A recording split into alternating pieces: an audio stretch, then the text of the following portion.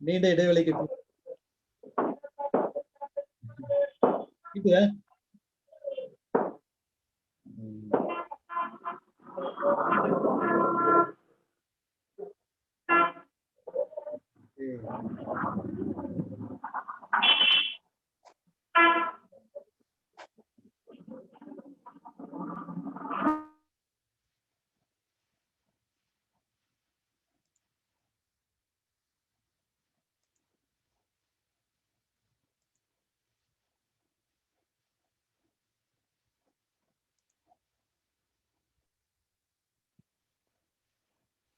Good evening, Ramesh sir.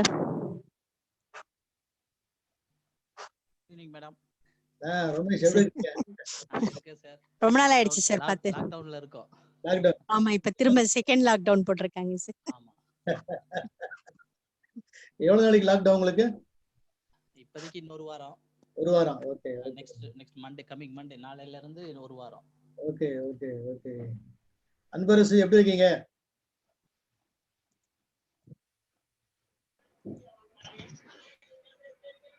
Sir நல்லா இருக்கிறேன் sir. நீங்க எப்படி சார் இருக்கீங்க? Okay okay. எப்படி ஒர்க் பண்ணுது லா ஆஃப் அட்ராக்ஷன் உங்களுக்கு? நல்லா ஒர்க் ஆயிட்டு இருக்கு சார். இருக்கா?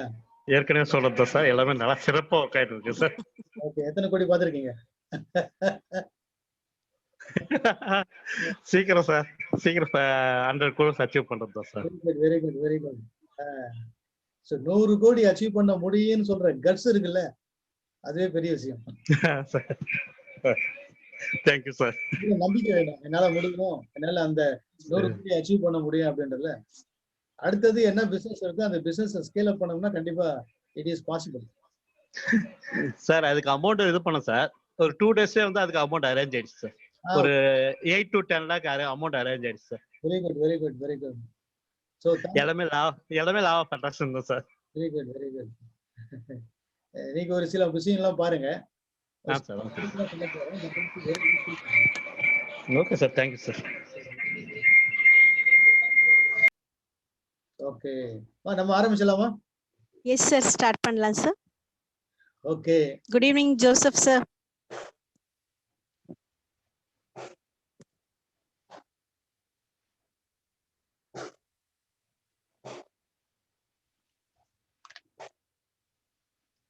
Good evening sir. Okay sir, நம்ம ஸ்டார்ட் பண்ணலாம் சார். ஜோசப் கூப்பிட்டுருக்கீங்களா? Yes good evening. Good evening sir. Good evening. Good evening. Good evening. அன்மியூட்ல இருந்தது சார், அதான் நான் பேசுறது உங்களுக்கு கேட்கல. வணக்கம் சார், இதான் ஃபர்ஸ்ட் செஷன் உங்களுடைய இதுல நான் வருது. ஆமா, இதான் ஃபர்ஸ்ட் டைம் வந்து உங்களுடைய கிளாஸ் நான் அட்டெண்ட் பண்றது. மேம் கிட்ட மட்டும் நான் பேசியிருந்தேன். ஸோ ரொம்ப மகிழ்ச்சி சார், நல்ல ஒரு விஷயத்துக்கு நம்ம இணைஞ்சிருக்கோம். கண்டிப்பா sir. Thank you thank you thank you sir. Thank you sir. Very much very much. So mostly இங்க இருக்கவங்க என்னுடைய ஸ்டூடெண்டா இருப்பாங்க. வேற ஃபர்ஸ்ட் டைம் ஜோசப் மாதிரி ஃபர்ஸ்ட் டைம் இருக்கவங்களும் இருக்காங்க. ஏற்கனவே என்னுடைய ப்ரோக்ராம் வந்து money wellness, business wellness, law of attraction, இது வந்து டைரக்ட் ட்ரைனிங்ல வாட்ஸ்அப் மூலமா அட்டன் பண்ணவங்க இருக்காங்க, ஜூம் மூலமா அட்டன் பண்ணவங்களும் இருக்காங்க. Yes yes yes. எப்பவுமே நான் வழக்கமா சொல்றதுதான், energy is everything, everything is energy. என்னுடைய பேர் energy Elango. Okay okay sir. எதுக்காக எனர்ஜி இளங்கோ பேர் வச்சுன்னா, அந்த மேல உள்ள, ஏன்னா எல்லாமே எனர்ஜி தான், எனர்ஜி தான் எல்லாமே. நான் சொல்லல, ஆல்பர்ட் ஐன்ஸ்டைன் ஒரு சயின்டிஸ்ட் சொன்னதான். உங்களுக்கு ஆல்பர்ட் ஐன்ஸ்டைன் உங்களுக்கு எல்லாருக்குமே தெரியும், ஜீனியஸ்னாவே. அதனால அவர் பேர் நம்ம வச்சுக்க முடியாது. ஏன்னா எங்க அப்பா அம்மா எனக்கு பேர் இளங்கோவன் பேர் வச்சுட்டாங்க.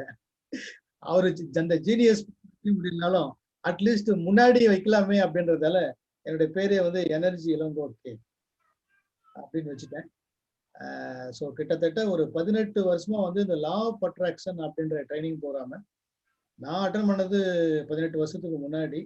அதுக்கப்புறம் அதுல நிறைய அதை நான் யூஸ் பண்ணி, அதுல நான் தப்பா யூஸ் பண்ணி நிறைய கோட்டை விட்டு, அதுக்கப்புறம் அதை சரியா எப்படி பண்றதுன்னு ஒரு மெத்தடாலஜியை கண்டுபிடிச்சு, அதுக்கப்புறம் வாழ்க்கையில எனக்கு என்ன வேணும்னு நினைக்கிறேனோ, இப்ப கூட எனக்கு என்ன வேணும்னு நினைக்கிறேனோ என்னால அச்சீவ் பண்ண முடியுது. நான் மட்டும் இல்லை, என் கூட பயிற்சி பெற்றவங்க எல்லாமே. இப்ப பாருங்க, கொஞ்ச நேரத்துக்கு முன்னாடி அன்பர் சொல்றாரு, சார் 10 லட்சம் எனக்கு கிடைச்சது சார், கேட்டேன் கிடைச்சிருச்சுன்னு. அவருடைய இலக்கே பார்த்தீங்கன்னா 100 கோடி. அப்ப எல்லாமே சாத்தியமா அப்படின்னா சாத்தியம். நீங்க நம்பிக்கை வச்சீங்கன்னா கண்டிப்பா எல்லாமே சாத்தியம். நான் மட்டும் அச்சீவ் பண்ணல, நிறைய பேர் அச்சீவ் பண்ண வச்சிருக்கேன். அதை இதனுடைய தொடர்ந்து தான் இதை நான் இந்த ப்ரோக்ராம் பண்றேன். இன்னைக்கு நம்ம பார்க்க போற ப்ரோக்ராம் வந்து ரொம்ப மெயின் என்னன்னா, how to prepare money blueprint. எல்லாருக்கிட்ட இருக்கிற ஒரு பெரிய ஒரு சிக்கல் என்னன்னா, எல்லாமே இந்த ஃபினான்சியல் ஃப்ரீடம் தான் இல்லை. இந்தியாவுக்கு சுதந்திரம் வந்து எத்தனையோ வருஷம் ஆயிடுச்சு, ஆல்மோஸ்ட் 75 இயர்ஸ் ஓவர். பட் நமக்கு பொருளாதார சுதந்திரம் இருக்கா அப்படின்னா கிட்டத்தட்ட 10% தான் பொருளாதார சுதந்திரத்தில் இருக்காங்க. 90% வந்து ஒரு இழுபறி தான். அப்போ பொருளாதார சுதந்திரத்தை நம்ம அடையாம இருக்கிறதுக்கு என்ன காரணம்னா, நம்ம சரியா நம்மள திட்டமிடலாம். இன்னும் சொல்ல போனா என்னன்னாக்கா, நம்மளுடைய பேட்டர்ன் ஆஃப் மைண்ட், நம்ம மைண்ட் பேட்டர்ன் வந்து எல்லாமே நம்ம இப்ப இருக்கிற இந்த சூழ்நிலை நம்ம யோசிக்கிறதா இருக்கட்டும், நம்ம ஒரு ஆக்ட் எடுக்கிறதா இருக்கட்டும், நம்ம எந்த ஒரு விஷயத்துக்கும் அதை எதோ பண்றதுக்கும், அதை நம்ம சிறப்பா பண்றதுக்கும் அந்த அனுபவம் எல்லாமே என்னன்னா, நமக்குள்ள இருக்கிற அனுபவம் எப்படி உருவாகுதுன்னா, நம்ம பிறந்த உடனே எல்லாருக்குமே வந்து ஆப்டிமலா அவங்களுக்கு தேவையான எல்லா வளங்களும் கிடைக்கணும் அப்படின்ற மாதிரி தான் நம்ம பிறக்கும் பொழுதே எல்லாருக்குமே கிடைச்சது. ஆனா பிறந்த உடனே நம்ம வந்து நம்மளுடைய பிலீஃப் சிஸ்டம் எப்படி டெவலப் ஆகுது அப்படின்னா, நம்மளுடைய பேரண்ட்ஸ், அதுக்கப்புறம் கூட இருக்கவங்க சுற்றுப்புற டீச்சர்ஸ், ஃப்ரெண்ட்ஸ், மீடியா, புக்ஸ், சுற்றுச்சூழல், இந்த சோசியல், இது எல்லாமே சேர்ந்து அது மூலமா நம்ம கலெக்ட் பண்ற தகவல் எல்லாமே நம்மளுடைய ஆழ் மனசுல போய் ஸ்ட்ராங்கா பதிவாயிடுச்சு. இப்போ ஃபார் எக்ஸாம்பிள் திருப்பதிக்கு போறாங்க, திருப்பதியில போகும்போது மலையில வந்து பஸ் உருண்டு விழுந்துருச்சு. ஒரு சிலர் ஓகே, ப்ராபர்ட்டினா எத்தனையோ பஸ்ஸுங்க போகுது, ஏதோ ஒரு நாள் ஜதா போயிடுது, உடனே மைண்ட் செட் நேரம், ஐயோ நான் திருப்பதிக்கு போகவே மாட்டேன்பா, ஏன்னா திருப்பதி போனா மலையில போனோம்னே நம்ம உருண்டு பஸ்ஸுக்கு விழுந்துரும் அப்படின்ற மாதிரி ஒரு நெகட்டிவான ஒரு பேட்டர்ன் உருவாயிடும். அது என்னதான் மாத்தினாலும் மாத்துறது ரொம்ப கஷ்டம். நமக்கு அந்த மாதிரி ஒரு அதிர்ச்சி, அந்த சம்பவத்தை நேர்ல பார்த்திருக்கலாம், இல்லை வேற ஏதாவது நடந்திருக்கலாம், கேள்விப்பட்டிருக்கலாம், இல்லை நம்ம ஃப்ரெண்ட்ஸே கூட அந்த மாதிரி அவங்க தவறிட்டு இருக்கலாம். பட் என்ன ஆகுதுன்னா, அது நம்ம ஆழ் மனசுல போய் பதிஞ்சு ஒரு ஃப்ரேம் கிரியேட் பண்றது. என்னன்னா, ஹில் ஸ்டேஷனாவே இப்படித்தான் மேல போக முடியாது. அதே மாதிரி லிஃப்ட், நிறைய பேருக்கு லிஃப்ட்ல ஏறினாலே பயம் இருக்கும். ஐயோ லிஃப்ட் நிறைய நடுவில் ஸ்டாப் ஆயிட்டோம், அப்புறம் ஸ்ட்ரக் ஆயிட்டேன். நானே வந்து லிஃப்ட்ல என்னுடைய ஆபீஸ்லேயே கிட்டத்தட்ட 2 தடவை லிஃப்ட்ல உள்ள மாட்டிக்கிட்டு, அதுக்கப்புறமா கரண்ட் போய் மாட்டிக்கிட்டு ஆபீஸ்ல, அதுக்கப்புறம் திறந்து விட்டு அதுவும் மேலே ஏறி, அதுவும் படிக்கிறதுக்கு இல்லை, மேலே ஏறி. அதுக்காக நான் வந்து லிஃப்ட் போகாம இல்லை. அன்னைக்கு ஏதோ ஒரு சூழ்நிலை, கரண்ட் போயிடுச்சு, ஜென்ரேட்டரும் ஒர்க் பண்ணல, அந்த சமயம் நம்ம மாட்டிக்கிட்டு அதுல இருந்து எப்படி வெளியே வர்றதுமா யோசிக்கணுமே தவிர, இனிமே ஃபியூச்சர்ல நம்ம லிஃப்டே ஏறக்கூடாது அப்படின்றது அது கரெக்ட் இல்லை. அத மாதிரி நிறைய விஷயங்கள் வாழ்க்கையில பணம் சம்பாதிக்கிறதுக்கும் நம்ம 4 பேர் நம்மளை ஏமாத்திருப்பாங்க. உடனே நம்ம என்ன பண்ணுவோம், ஜெனரிக்கா நம்ம மைண்ட்ல என்ன ஃப்ரேம் ஆயிடும் அப்படின்னா, எல்லாமே இந்த உலகமே ஏமாத்து பேர் வழிதான் அப்படின்றது. நல்ல ஒரு ஆப்பர்ச்சுனிட்டி வந்தா கூட நம்ம என்ன பண்ணிட்டோம்னா அதை மிஸ் பண்ணிட்டோம். என்ன காரணம்னா, எல்லாத்தையுமே நம்ம எப்படி நினைப்போம்னா தப்பே நினைச்சிடும். எல்லாத்தையுமே ஒரு அந்தந்த சூழ்நிலைக்கு ஏற்ற மாதிரி எல்லாம் மாறிட்டோம். அப்ப எது சரி எது தவறு அப்படின்றது நம்மளால அறிந்து வர முடியும். அதே மாதிரி பணத்தை பத்தியும் அப்படித்தான். பணத்தை பத்தி நம்ம வந்து தவறான ஒரு எண்ணங்கள் கொண்டதா, ஐயோ பணம் இருந்தா நம்ம கெட்டு போயிடுவோம், ஐயோ பணம் தான் ரொம்ப ஒஸ்ட். அப்போ பணத்தை வந்து உங்களுக்கு தெரியும், இதை ரொம்ப நெகட்டிவ் சொல்ல வேண்டாம்.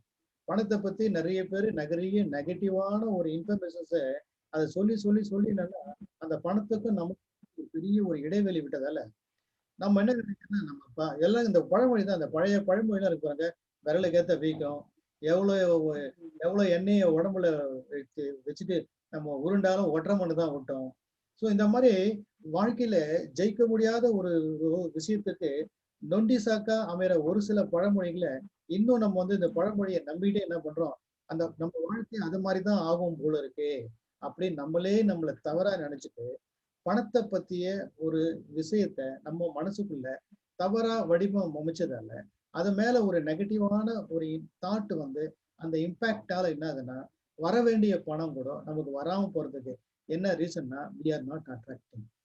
ஏன்னா வாழ்க்கையில நடக்கிற எல்லா விஷயத்தையுமே நம்ம தான் அட்ராக்ட் பண்றோம். நல்ல ஞாபகம், அடிக்கடி நான் சொல்றதான், we always attract money, people, situation, idea based on the frequency how we are vibrating.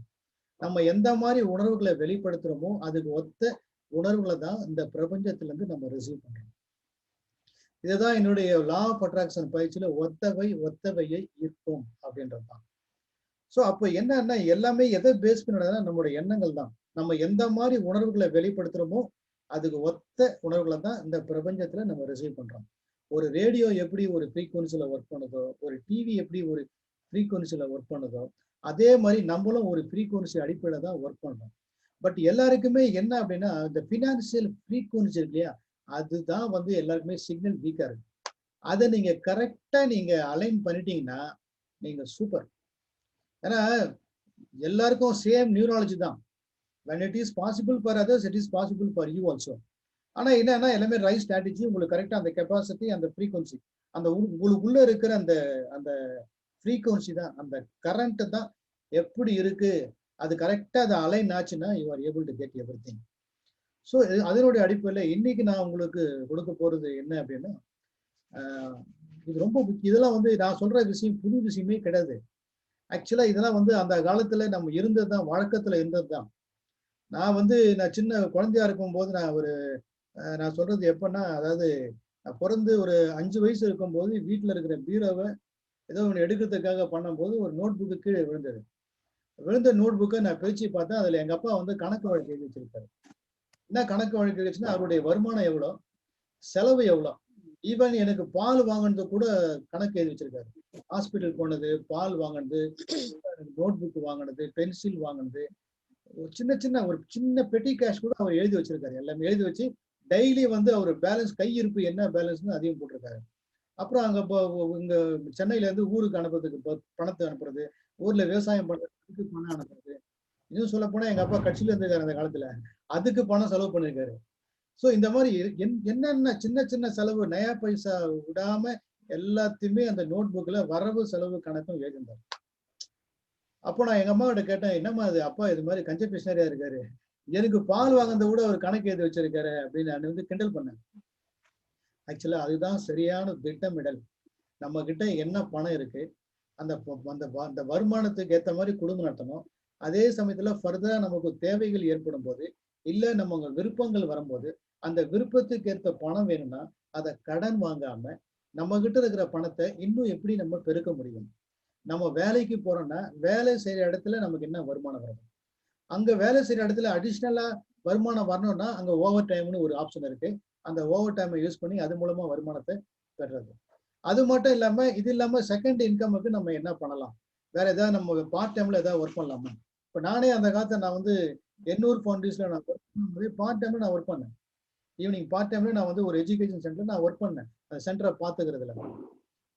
என்ன காரணம் அப்படின்னா, டைமை வந்து வேஸ்ட் பண்ணாம அதை வந்து ஏதாவது ஒரு விஷயத்துக்கு நம்ம யூட்டிலைஸ் பண்ணணும். ஏன்னா இன்னைக்கு இருக்கிற பெரிய பெரிய ஆளுங்கெல்லாம் பார்த்து பெரிய பணக்காரன் இருப்பாங்க, அவங்க சாதாரண ஒரு பிசினஸ் பண்ணிருப்பாங்க.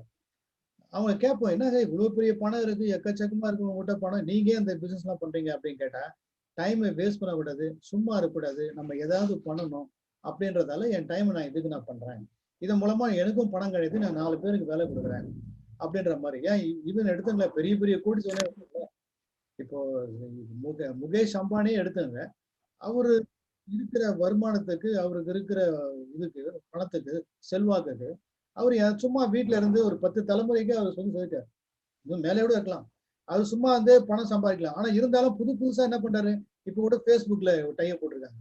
ஏன் புதுசா உடனே வராங்க பணம் சம்பாதிக்கணும், பட் பணம் ரொம்ப முக்கியம். நம்ம அதை ஃபோக்கஸ் பண்ணி அதை ஒரு தடவை நீங்க அடைய ஆரம்பிச்சீங்கன்னா அதுக்கப்புறம் உங்க பைப் லைன்ல அது ஆட்டோமேட்டிக்கா வந்து இருக்கும். ஆனா இன்னைக்கு சாதாரணமா இருக்கிற நடுத்தர மக்களுக்கு இருக்கிற ஒரு பெரிய குறைபாடு என்னன்னா பொருளாதார சிக்கல். பொருளாதாரம் சுதந்திரம் இல்லை. ஒரு ஹோட்டலுக்கு போனா, ஒரு குடும்பத்தோட குழந்தைங்களை கூட்டிட்டு ஹோட்டலுக்கு போனா, அந்த ஹோட்டல்ல ஆர்டர் பண்ணும்போது கூட குழந்தைங்கலாம் வந்து மெனு கார்டுல லெஃப்ட் ஹேண்ட் சைடு பார்த்தா நம்ம திக்குன்னு இருக்கும், ரைட் சைடு தான் பார்ப்போம். ஏன் ரைட் சைடை பார்ப்போம்னா, ஐயோ அந்த குழந்தை ஆர்டர் பண்ணுது ஆனா ரைட்ல பிரைஸ் அதிகமா இருக்கு, அப்புறம் முடிஞ்சு காசு இல்லைன்னா என்ன பண்றதுன்னு ஒரு பயம் வரும். கூட கிண்டலாவே சொல்லுவாங்க, பார்த்து சார் ரொம்ப போச்சுன்னா அப்புறம் மாவாட்ட வேண்டியதுதான் ஹோட்டல்ல அப்படின்னு கூட சொல்லுவாங்க. பட் என்ன பயம் அப்படின்னா இங்கே ஆயிடுமேன்னு. ஆனா என்னைக்கு அந்த பொருளாதாரத்தை வென்று ஹோட்டலுக்கு போய் என்ன ஒன்னா சாப்பிடு, இப்ப நான்லாம் இப்ப ஒய்ஃபு குழந்தையோட ஹோட்டல் இது போடல, பட் லைஃப்ல எனக்கும் மெனு கார்டை பார்த்து ஆர்டர் பண்ணி நான் பண்ணியிருக்கேன். ரொம்ப ஆர்டர் பண்ணிட்டேன். நான் என்ன சாப்பிடணும் அதை நான் குறைக்காம இருந்தது. அதே ஒரு ஸ்டேஜுக்கு அப்புறம் என்ன ஆச்சுனாக்கா, ஹோட்டல்ல ரூம் போட்டு ஒய்ஃபும் குழந்தைய விட்டு பாருங்க, நான் மத்த பிசினஸ் எல்லாம் முடிச்சுட்டு நான் நைட் வருவேன் வெளியூர் போனதால. உங்களுக்கு என்ன வேணும்னு நினைக்கிறீங்களோ நீங்க சாப்பிடலாம். 2 நாள் கழிச்சு ஹோட்டல்ல திருப்பதியில தான், அங்க திருப்பதி ஆந்திராவில் நான் பிசினஸ் இருந்தாலும் நான் 2 நாள் கழிச்சு ஹோட்டல் பில்லை செட்டில் பண்ண பார்த்தா அவங்க ஹோட்டல் ரூம் ரெண்டை விட இவங்க சாப்பிட்டது தான் அதிகமா இருக்கு. என்னன்னா இவங்க தேடி தேடி என்னென்னலாம் புதுசா இருக்கோ அதெல்லாம் ட்ரை பண்ணி சாப்பிடுறாங்க. But I was very happy. The reason is okay, நம்மளால இந்த அளவுக்கு அஃபோர்டபிலிட்டி இருக்கு, கொடுக்க முடியாது. எத்தனை பேருக்கு இந்த மாதிரி இருக்கு? பட் எல்லா காலத்தும் அதே மாதிரி இருக்காது. நானும் பிரைஸ் டேக பார்த்துருக்கேன். அப்புறம் மெனு கார்டில் நம்ம இது இப்போ ஐட்டத்தை பார்த்து வாங்கின காலமும் இருக்கு. பிரைஸ் டேக பார்த்து பர்ச்சேஸை கம்மி பண்ற காலமும் இருக்கு. மாறி மாறியும் வந்திருக்கு. பட் எல்லாத்துக்கும் என்ன காரணம்னா இந்த மணி அட்ராக்ஷன். இது மட்டும் இல்லாம நம்ம என்ன பண்றோம், ஏது செலவு என்னன்றதை பார்க்காததான் பிரச்சனை. ஸோ ஒரு சில இன்ஃபர்மேஷனை நான் வச்சிருக்கேன் உங்கள்கிட்ட காட்டுறதுக்காக. அது வந்து நான் வந்து பவர் பாயிண்ட்ல போட்டிருக்கிறதால இந்த பவர் பாயிண்ட்டுக்குள்ள நான் ஷேர் பண்றேன். அதை பாருங்க. தெரியுதா? தெரியுது சார். ஷேர் ஆகுது சார் இப்பதான். Okay okay. எஸ். ஓகே, இதுதான் வந்து 90 மினிட்ஸ் மோஸ்ட் போயிடுச்சு. 1 ஹவர்ல நான் முடிச்சிருவேன். இதை ரொம்ப டைம் எடுத்துக்க மாட்டேன் உங்களுக்கு.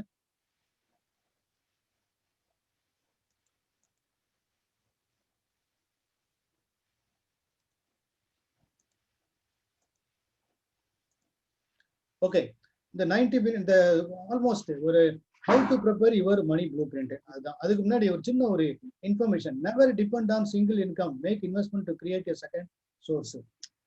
ஏன்னா எனக்கு வந்து சின்ன வயசுல இருந்தே வந்து இப்போ ஒரு ஃபுல் டைமா நான் கம்பெனில ஒர்க் பண்ணதெல்லாம் பார்ட் டைம்ல வந்து I used to go for work. ஏன்னா எனக்கு பிடிச்சிருக்கு. ஏன்னா சாயங்காலத்துல போயிட்டு இப்போ வேலை முடிச்சுட்டு வீட்டுக்கு வந்து சாயங்காலம் டிவி பார்த்துட்டு அதுல போய் நான் என்னுடைய டைமை வேஸ்ட் பண்ணாம I want to do something else. But அதில் நான் கெயின் பண்ண எக்ஸ்பீரியன்ஸ் தான் வந்து இன்னைக்கு என்னால் வந்து என்ன வேணும்னு நினைக்கிறோம் அதெல்லாம் அச்சீவ் பண்ண முடியுது. பட் வாரன் பஃபெட் சொல்லியிருக்காரு என்னன்னு பார்த்தீங்கன்னா, ஒரு இன்கம் மட்டும் நீங்க டிபெண்ட் பண்ணியிருக்காங்க, ரெண்டாவது இன்கம் பாருங்க. சார் நான் ஏற்கனவே 2 இன்கம் நான் இருக்கேன் சார் என்கிட்ட அப்படின்னா 3வது இன்கம் வழி பாருங்க, ஒன்றும் தப்பே இல்லை. ஏன்னா இது வந்து இப்போ ஏன்னா இந்த 2வது இன்கம் கண்டிப்பா நமக்கு தேவை அப்படின்றது எப்போ நமக்கு தெரிய வந்தது அப்படின்னு இந்த கொரோனா பீரியடு நமக்கு நல்லா வச்சு செஞ்சு. இந்த கொரோனா பீரியட்ல வந்து நம்ம நல்லா தெரிஞ்சுட்டோம், அரடா ஒரு இன்கம் நம்பி இருந்தோம், இப்போ திடீர்னு இந்த மாதிரி போயிடுச்சு, இருந்தாக்கா அட்லீஸ்ட் அதுலயாவது கொஞ்சம் வந்திருக்குமே அப்படின்றத கொரோனா பீரியட்ல தான் நம்மளால முடிஞ்சது. ஆனா இவர் 20 வருஷத்துக்கு முன்னாடியே சொல்லிட்டாரு. இந்த வாரன் பஃபெட் என்ற ஒரு முதலீட்டு தந்தை என்ன சொல்லிட்டாரு அப்படின்னா, நல்லா செகண்ட் இன்கம் கண்டிப்பா தேவைன்றது. அதே மாதிரி இவரு பாருங்க, இந்த புக்கு எனக்கு ரொம்ப பிடிச்சது. இந்த புக் நான் வந்து ஒரு 15 வருஷத்துக்கு முன்னாடி இவரோட புக்கை படிச்சிருக்கேன். Rich don't work for money, richer வந்து பணக்காரன் வந்து பணத்துக்காக வேலை செய்ய மாட்டான், he always work for asset அப்படின்றது ராபர்ட் கியோசகி அப்படின்றவர் வந்து அவரு போய் சொல்லிருக்காரு. இவங்களுடைய நெட் ஒர்த்து பாருங்க. வாரன் பஃபெட்டோடைய நெட் ஒர்த்து என்னன்னு பாத்தீங்கன்னா, நெட் ஒர்த்து என்னன்னு நான் உங்களுக்கு போட்டு காட்டுவேன், அதுக்கும் வச்சிருக்கேன் காட்டுறேன். $78.9 பில்லியன் நெட் ஒர்த். நெட் ஒர்த்துன்றது என்ன அர்த்தம் அப்படின்னா, டோட்டலா உங்களுக்கு எவ்வளவு அசெட் இருக்கு மைனஸ் உங்களுடைய லைபிலிட்டி கழிச்சா பேலன்ஸ் என்ன இருக்கும், அதான் நெட் ஒர்த். இவருடைய net worth $78.9 billion. Robert Kiyosaki அவருடைய நெட் ஒர்த் பாத்தீங்கன்னா $100 மில்லியன். ஓகே, இப்போ இதை எல்லாருக்குமே தெரிஞ்சுக்கணும். நான் யூஸ்வலா வந்து நான் காலேஜ்ல வந்து இந்த MBA ஸ்டூடெண்ட்லாம் வந்து I used to conduct program entrepreneurship. அதில் நான் யூஸ்வலா சொல்றதுதான். பட் உங்களுக்கு நீங்களும் தெரிஞ்சுங்க இது என்ன தெரிஞ்சுங்க. கேஷ் ஃப்ளோ குவாட்ரண்ட், ஏன்னா வாழ்க்கை ரொம்ப முக்கியம் கேஷ் ஃப்ளோ தான். இந்த கேஷ் ஃப்ளோல வேர்ல்டு பாப்புலேஷன்ல கிட்டத்தட்ட 90% எங்க இருக்காங்கன்னா இந்த 2 குவாட்ரண்ட்ல இருக்காங்க. அதாவது எம்ப்ளாயி, ஃபர்ஸ்ட் வந்து எம்ப்ளாயி அதாவது வேலைக்கான வருமானம், 2வது வந்து செல்ஃப் எம்ப்ளாய்டு, இது 2வது. அது வந்து சுயதொழில், அவங்கள ஓனா பிசினஸ் பண்றது. நான் எப்பவுமே காலேஜ்ல சொல்லுவேன், நீங்க கோடீஸ்வரன் ஆகணும் அப்படின்னா நான் சொல்லியிருந்தேன். ஆனா இப்பெல்லாம் வந்து ரொம்ப சீக்கிரம் ஆகிடலாம். அப்போ சொன்னது நான் சொல்றது வந்து ஒரு 5 வருஷத்துக்கு முன்னாடி வந்து நான் காலேஜ்ல கிளாஸ் எடுக்கும்போது நான் சொல்லுவேன், ஒரு ஃபர்ஸ்ட் நீங்க டிகிரி முடிச்சுட்டு ஃபர்ஸ்ட் நீங்க ஒரு கம்பெனில ஒரு எம்ப்ளாயா போய் வேலைக்கு போங்க. ஒரு 5 வருஷம் அந்த கம்பெனியே உங்க தலைமையில தான் ஓடுற மாதிரி நீங்க ஒர்க் பண்ணுங்க. அதுக்கப்புறமா நீங்க என்ன பண்ணுங்க, அந்த கத்துக்கிட்ட வேலையை வச்சு அங்க அவன் எதிர்க்கவே இல்லை, வேற எங்கேயாவது ஒரு இடத்துல தனியா பிசினஸ் ஆரம்பிங்க. அது மூலமா யூ பிகம் செல்ஃப் எம்ப்ளாய்டு. அந்த 5 வருஷம் செல்ஃப் எம்ப்ளாய்டு நீங்க ஒர்க் பண்ணி எக்ஸ்பீரியன்ஸை கெயின் பண்ண உடனே அதுக்கப்புறம் அந்த பிசினஸ் என்ன பண்ணுங்க, வேரியஸ் பிளேஸ்ல வந்து காப்பி கேட் பண்ணுங்க. பிசினஸ் வேற இடத்துல இந்த பிராக்டிஸ் மாடல்ல வந்து பிசினஸ் நீங்க இம்ப்ரூவ் பண்ணுங்க. அப்படி நீங்க இம்ப்ரூவ் பண்ணா you can start getting money. வர பணத்தை செலவு முதல்ல வர என்ன வருமானம் வருதோ அதுவும் நான் உங்களுக்கு சொல்லுவேன். வருமானத்துல இருந்து பேசிவ் இன்கம். ஏன்னா இப்போ நல்லா இருக்கும், நல்லா நம்ம ஆரோக்கியமா இருக்கோம், ஓடி ஆடி வேலை செய்யறோம். பட் ஒரு ஸ்டேஜுக்கு அப்புறம் நம்மளால வேலை செய்ய முடியாத ஒரு இருக்கும்போது உட்காந்த இடத்துல இருந்து நம்மளால பணம் சம்பாதிக்கணும்னா அதுக்கு நம்ம என்ன பண்ணோம், பேசிவ் இன்கம். வெறும் ஆக்டிவ் இன்கம் இல்லாம பேசிவ் இன்கமா நம்ம வந்து பணத்தை எங்கேயாவது முதலீடு பண்ணிட்டு அதில் நம்ம உட்காந்து சாப்பிட்ற மாதிரி இருக்கணும். அப்போ அது வந்து எப்படியும் ஒரு காலேஜ் படிச்சு டிகிரி முடிச்சோம் ஒரு 20 வருஷத்துல வந்து ஒரு பேசிவ் இன்கம் பெரிய லெவலுக்கு ஜென்ரேட் பண்ணி ஒரு கோட்டீஸ்வரனா அவனுடைய லைஃப்ல வந்து கிட்டத்தட்ட 40 வயசுல ரிட்டையர் ஆகலாம் அப்படின்ற பிளான் தான் நான் சொல்லுவேன். ஆனா இன்னைக்கு அப்படி இல்லை. இன்னைக்கு இருக்கிற ஆப்பர்ச்சுனிட்டி எல்லாம், மார்க்கெட்ல இருக்கிற சுச்சுவேஷன், அதுவும் கொரோனாவுக்கு அப்புறம் இருக்கிற ஆப்பர்ச்சுனிட்டி எல்லாம் பாத்தீங்கன்னா நீங்க எம்ப்ளாயா இருக்கும் போதே நீங்க மனசு வச்சா கோடிஸ் ஆகலாம், இன்வெஸ்ட் ஆகலாம். நீங்க செல்ஃப் எம்ப்ளாய்டும் போதே நீங்க மனசு வச்சா வில் பிகம் மில்லியனர். நீங்க மனசு வச்சா பிசினஸ் வந்து எல்லாமே எங்க இருக்குன்னா நீங்க மைண்ட் செட்டு பாசிட்டிவ் ஆகணும். அதே சமயத்துல நீங்க வந்து கிடைச்ச வாய்ப்புகளை பயன்படுத்தி போகணும். அப்போ கிட்டத்தட்ட இந்த 4 குவாட்ரண்ட், இந்த first quadrant employee, second quadrant self employed, third quadrant, fourth quadrant வந்து இன்வெஸ்டர். இந்த லெஃப்ட்ல இருக்கு பாருங்க, employee and self employed working for money. இதுல கொரோனா பீரியட்ல இந்த எம்ப்ளாயா இருக்கும் போதும் செல்ஃப் எம்ப்ளாய்டுக்கும் வருமானமே இல்லை. ஆனா அதே ஒரு பிசினஸ் ஓனரா இருக்கணும், நெட்வொர்க் பண்ணி பிசினஸ் பிரான்ச்சஸ் மூலமா பிசினஸ் பண்றாங்க இல்லையா, அவங்களுடைய பிசினஸ் பாத்தீங்கன்னா நல்ல பணம் பயங்கர வரும். அப்ப கிட்டத்தட்ட அசெட் பாத்தீங்கன்னா அந்த உலகத்துல 10% அசெட் யாரு கிட்ட இருக்குன்னா எம்ப்ளாயியா செல்ஃப் எம்ப்ளாய்டு இருக்காங்க பாருங்க, அவங்ககிட்ட தான் 10% அசெட் இருக்கு. ஆனா அந்த பிசினஸ் ஓனர் இன்வெஸ்ட் இருக்க பாருங்க, அவங்க கிட்ட 90% அவங்ககிட்ட தான் சொத்தே இருக்கு. இது வாரன் பஃபெட்.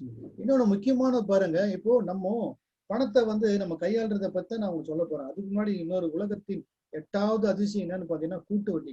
ஆல்பர்ட் ஐன்ஸ்டீன் ஏற்கனவே சொன்ன என் பேர் எனர்ஜி இளங்கோன்னு வச்சது காரணமே ஆல்பர்ட் ஐன்ஸ்டீன் என் பேரை மாற்ற முடியாது. அட்லீஸ்ட் அடமொழியா அவருடைய பேரை வைக்கிறதுக்கு எனர்ஜின்னு வச்சுட்டேன். ஏன்னா எனர்ஜி இஸ் எவ்ரிதிங் எனர்ஜின்னு அவர் சொன்னதான். அவர் சொன்ன இன்னொரு முக்கியமான விஷயம் என்னன்னா உலகத்தின் 8வது அதிசயம் compound interest, eighth wonder of the world அப்படின்னு அவர் தான் சொல்லியிருக்காரு. நீங்க பாருங்க, நமக்கு யாராவது சொல்லி கொடுத்துருந்தா நமக்கு மாசம் இல்ல நம்ம பேரண்ட் யாராவது மாசம் 10,000 ரூபாய் 40 வருஷம் பண்ணியிருந்தா 48 லட்சம். அதே மாசம் 10,000 40 வருஷம் நம்ம தொடர்ந்து பேங்க்ல டெபாசிட் பண்ணியிருந்தா கிட்டத்தட்ட பாருங்க 2,13,000. எவ்வளோ காம்பவுண்ட் இன்ட்ரெஸ்ட் வருஷத்துக்கு 6%. அட 10,000 வேணாம், அட மாசம் 1,000 ரூபாய் நம்ம பிக்ஸ்ட் டெபாசிட் பேங்க்ல போட்டிருந்தா கூட இன்னைக்கு நம்ம வந்து எவ்வளவு பெரிய வந்திருக்கோம். ஆனா நம்ம வந்து அதை பத்தி நம்ம உணராதுக்கு என்ன காரணம் அப்படின்னா பணத்தை நம்ம எப்படி செலவு பண்றத நம்ம தெரிஞ்சுக்காதான். அதே இந்த 10,000 ரூபாவை 40 வருஷம் நீங்க ஒரு 18% கூட்டு வட்டி மூலமா ஒரு ஏதோ ஷேர்லயோ அது மாதிரி எல்லாம் போட்டுருந்தீங்கன்னா கிட்டத்தட்ட பாருங்க 85 கோடியே 82,97,000. இதெல்லாம் கேட்கும் போதும் பார்க்கும் போதும் பயங்கர பிரமிப்பா இருக்கு. ஆனா இந்த பேட்டர்ன்ல யாரு ஒர்க் பண்ணாங்களோ அவங்க பெரிய பணக்காரா இருக்காங்க. அவங்க எல்லாம் பாத்தீங்கன்னா இந்த வாரன் பஃபெட் அந்த மாதிரி அவங்க எல்லாம் வந்து பாத்தீங்கன்னா பெரிய லெவல்ல பணக்காரனா இருக்கிறதுக்கு என்ன ரீசன் அப்படின்னு பாத்தீங்கன்னா இந்த காம்பவுண்ட் இன்ட்ரெஸ்ட் எந்த அளவுக்கு ஒரு பவர்ஃபுல்லான ஒரு டூல் அப்படின்றது அவங்களுக்கு தெரிஞ்சதால அவங்க அந்த மெத்தடை follow பண்ணதால they are able to make money. இப்போ பணக்காரன் நீங்க எல்லாமே சொல்லுங்க, யார் பணக்காரன்? பணம் யார் நிறைய வச்சிருக்காங்களோ அவங்கதான் பணக்காரன் அப்படின்னு நீங்க சொல்லலாம். ஆனா உண்மையிலே யார் பணக்காரன்றத பாருங்க. வர வருமானத்தை யாரு வந்து அப்படியே வர வருமானத்தை அப்படியே செலவு பண்ணா அவங்க யாருன்னா ஏழை. இந்த மாதிரி பேட்டர்ன்ல யாரு அவங்ககிட்ட கார் இருக்கலாம், பங்களா இருக்கலாம், என்ன ஒண்ணா இருக்கலாம், பட் அவங்க யாருன்னாக்கா அவங்க ஏழை தான். கிட்டத்தட்ட சொல்ல போனா மாடி வீட்டு ஏழைன்னு சொல்லலாம். அதாவது வர வருமானத்தை அப்படியே செலவு பண்றவங்க, எந்த சேமிப்பும் இல்லை, வரவுக்கும் செலவுக்கும் கரெக்டா இருக்கு அப்படின்னா அவங்க யாருன்னா அவங்க ஏழை. நடுத்தரம் யாருன்னு பாருங்க, வர வருமானத்தை செலவெல்லாம் போக அதுக்கு அடுத்து என்ன பண்ணுவாரு, இன்ஸ்டால்மெண்ட்ல அது கேஷ் நெகட்டிவ். அதாவது இன்ஸ்டால்மெண்ட்ல ஏதாவது ஒரு டிவி வாங்குறதோ இல்ல வேற ஏதாவது ஒரு ஆர்டிகிளோ இல்ல ஒரு ஹவுஸ் ஹோல்டு அவுட்மோ இல்ல வேற ஈவன் காரே. அப்போ அவங்க என்ன நினைச்சாங்கன்னா நம்ம வாங்குறோம் ஏதோ கார் வாங்கினோட நம்ம அசெட் வாங்குறோம், ஈவன் ஹவுசிங் லோன் மூலமா வீடு வாங்கினோட நம்ம ஏதோ அசெட் வாங்குற மாதிரி இருக்கும். பட் ஆக்சுவலா பார்த்தா அது என்னன்னா நெகட்டிவ் அசெட். ஒண்ணு வேணா, நீங்க பேங்க் லோன் மூலமா வீடு வாங்குறீங்கன்னு வச்சுங்க, அதாவது நீங்க 2 வீடு வாங்கி ஒரு வீடு உங்களுக்கு ஒரு வீடு பேங்க் கொடுக்குறீங்க. அதுவும் இன்னைக்கு இருக்கிற சூழ்நிலை பாத்தீங்கன்னா பேங்க்ல ஒரு மாசம் 3 மாசம் நீங்க இஎம்ஐ கட்ட தவறி ஏன்னா நமக்கு மைண்ட் பேட்டர்ன் எப்படி ஆகி போச்சுன்னா, இப்போ கவர்மெண்ட் என்ன பண்ணனா, கவர்மெண்ட் வந்து பர் கேபிட்டா இன்கம் இம்ப்ரூவ் பண்ணணும், அதே சமயத்துல வந்து கண்ட்ரியோட ஜிடிபியை இம்ப்ரூவ் பண்ணணும், நிறைய எக்கனாமிக் பாலிசி எல்லாம் கொண்டு வந்ததால நம்ம என்ன பண்றோம், எந்த ஒரு பொருளும் இது வந்து வாங்க முடியாது அப்படி இல்லாம இமிடியேட்டா நம்ம கிட்ட அந்த அளவுக்கு பணம் இருக்கா, வாங்க முடியுமா முடியாதா, கெப்பாசிட்டி இருக்கா அப்படின்ற அனலைஸே பண்ணாம விருப்பமானதை கூட தேவையா நினைச்சு நம்ம என்ன பண்ணிடுறோம், அதை வாங்கிடுறோம். எல்லாமே என்ன பண்றோம், கடன்ல வாங்க வேண்டிய அந்த ஒரு என்ன காரணம்னா, பட் கம்பெனிக்காரனுக்கு சேல்ஸ் ஆகுது. ஆனா ஒரு தனிப்பட்ட ஒரு நபர் கடன்ல போய் மாட்டேங்கிறாரு. அப்போ இன்ஸ்டால்மெண்ட்ல தவணை முறையில வாங்குறதுல அவங்க பிசினஸ் மேனுக்கு ஒன்னா அது வந்து அவங்களுடைய பிசினஸை இம்ப்ரூவ் பண்ணலாம், கண்ட்ரிக்கு ஒன்னா நிறைய பேர் நிறைய பிசினஸ் நிறைய டர்ன் ஓவர் வரலாம். ஆனா தனிப்பட்ட ஒரு நபருக்கு அது ரொம்ப லாஸ். என்னன்னு பாத்தீங்கன்னா, ஏற்கனவே சொன்னதுதான், ஒரு வீடு வாங்குறதுன்றது ஒரு ஹவுசிங் லோன் போட்டு நீங்க ஒரு 40 லட்சம் ஒரு 50 லட்ச ரூபாய் வீட்டை நீங்க 30 லட்ச ரூபாய் நீங்க லோன் போட்டு 20 லட்ச ரூபாய் நீங்க கையில இருந்து போட்டாலும் 30 லட்ச ரூபாய் நீங்க லோன் போட்டி மாசம் நீங்க கட்டினீங்கன்னா அதுக்கு என்ன அர்த்தம் அப்படின்னா, 2 வீடு வாங்கி ஒரு வீடு உங்களுக்கு ஒரு வீடு பேங்க்கு கொடுக்கறது தான் ஆகும். ஏன்னா நமக்கு வந்து எல்லாரும் இந்த மாதிரி பண்றதால நம்ம கட்டாயத்தின் பேர்ல நம்ம கூட இருக்கவங்க டெவலப் ஆயிட்டாங்க, அவங்க அது பண்ணிட்டாங்க, இவங்க நமக்காக வாழணும்னு நினைச்சா கண்டிப்பா நமக்கு பணம் வந்து ரொம்ப செலவாகாது. ஆனா அடுத்தவங்க மெச்சிக்கணும், அடுத்தவங்க பாராட்டணும், கௌரவமா இருக்கணும் அப்படின்னு இந்த வரட்டு கௌரவத்துக்காக நம்ம நிறைய என்ன பண்றோம், நம்ம கிட்ட இருக்கிற பொருள். ஏன்னா இது வந்து மைண்ட் செட் எல்லாருக்குமே அந்த மாதிரி பரவிட்டதால தான் இன்னைக்கு இருக்கிற நடுத்தர வர்க்கத்தை சேர்ந்த மக்களுக்கு வந்து பொருளாதாரத்துல ஒரு பெரிய சுதந்திரம் இல்லாம குறைபாடு இருக்கிறதுக்கு காரணம் என்னன்னா, இந்த பேட்டர்ன் ஆஃப் ஸ்பெண்டிங் தான். இதை பாருங்க, செலவு போக மிச்சங்கிறது. ஆனா பாசிட்டிவான அசெட் வாங்குறோமா, பாசிட்டிவான அசெட்னா நீங்க ஒரு அசெட்டா வாங்கினா அந்த அசெட் உங்களுக்கு இன்கம் ஜென்ரேட் பண்ணி கொடுக்குது அப்படின்னா இட் இஸ் குட். அதான் பேசிவ் இன்கம்னு சொல்லலாம். பட் அதுக்கு என்ன மாதிரி உதாரணம் சொல்லலாம் அப்படின்னா, இப்போ ஒரு இடம் வாங்குறீங்க, இடம் வாங்கி நீங்க கட்டிட்டு ஒரு 10 கடை வாடகைக்கு விட்டீங்க, 10 கடை வச்சு வாடகைக்கு விட்டீங்க அப்படின்னா அந்த கடை மூலமா உங்களுக்கு வர வருமானம் இருக்கு இல்லையா, அது வந்து அசெட் உங்களுக்கு. ஏன்னா நீங்க கடை கட்டிங்க, பில்டிங் எல்லாம் கட்டிங்க, அசெட் கையில இருந்து பணத்தை போட்டு நீங்க எல்லாம் கட்டி முடிச்சிட்டீங்க. மந்த் ஆன் மந்த் நீங்க எந்த அதுக்காக நீங்க டைம் ஸ்பெண்ட் பண்ணணும் எதுவும் கிடையாது, மாசம் மாசம் ஆட்டோமேட்டிக்கா வருது, அதுக்கு பேரு.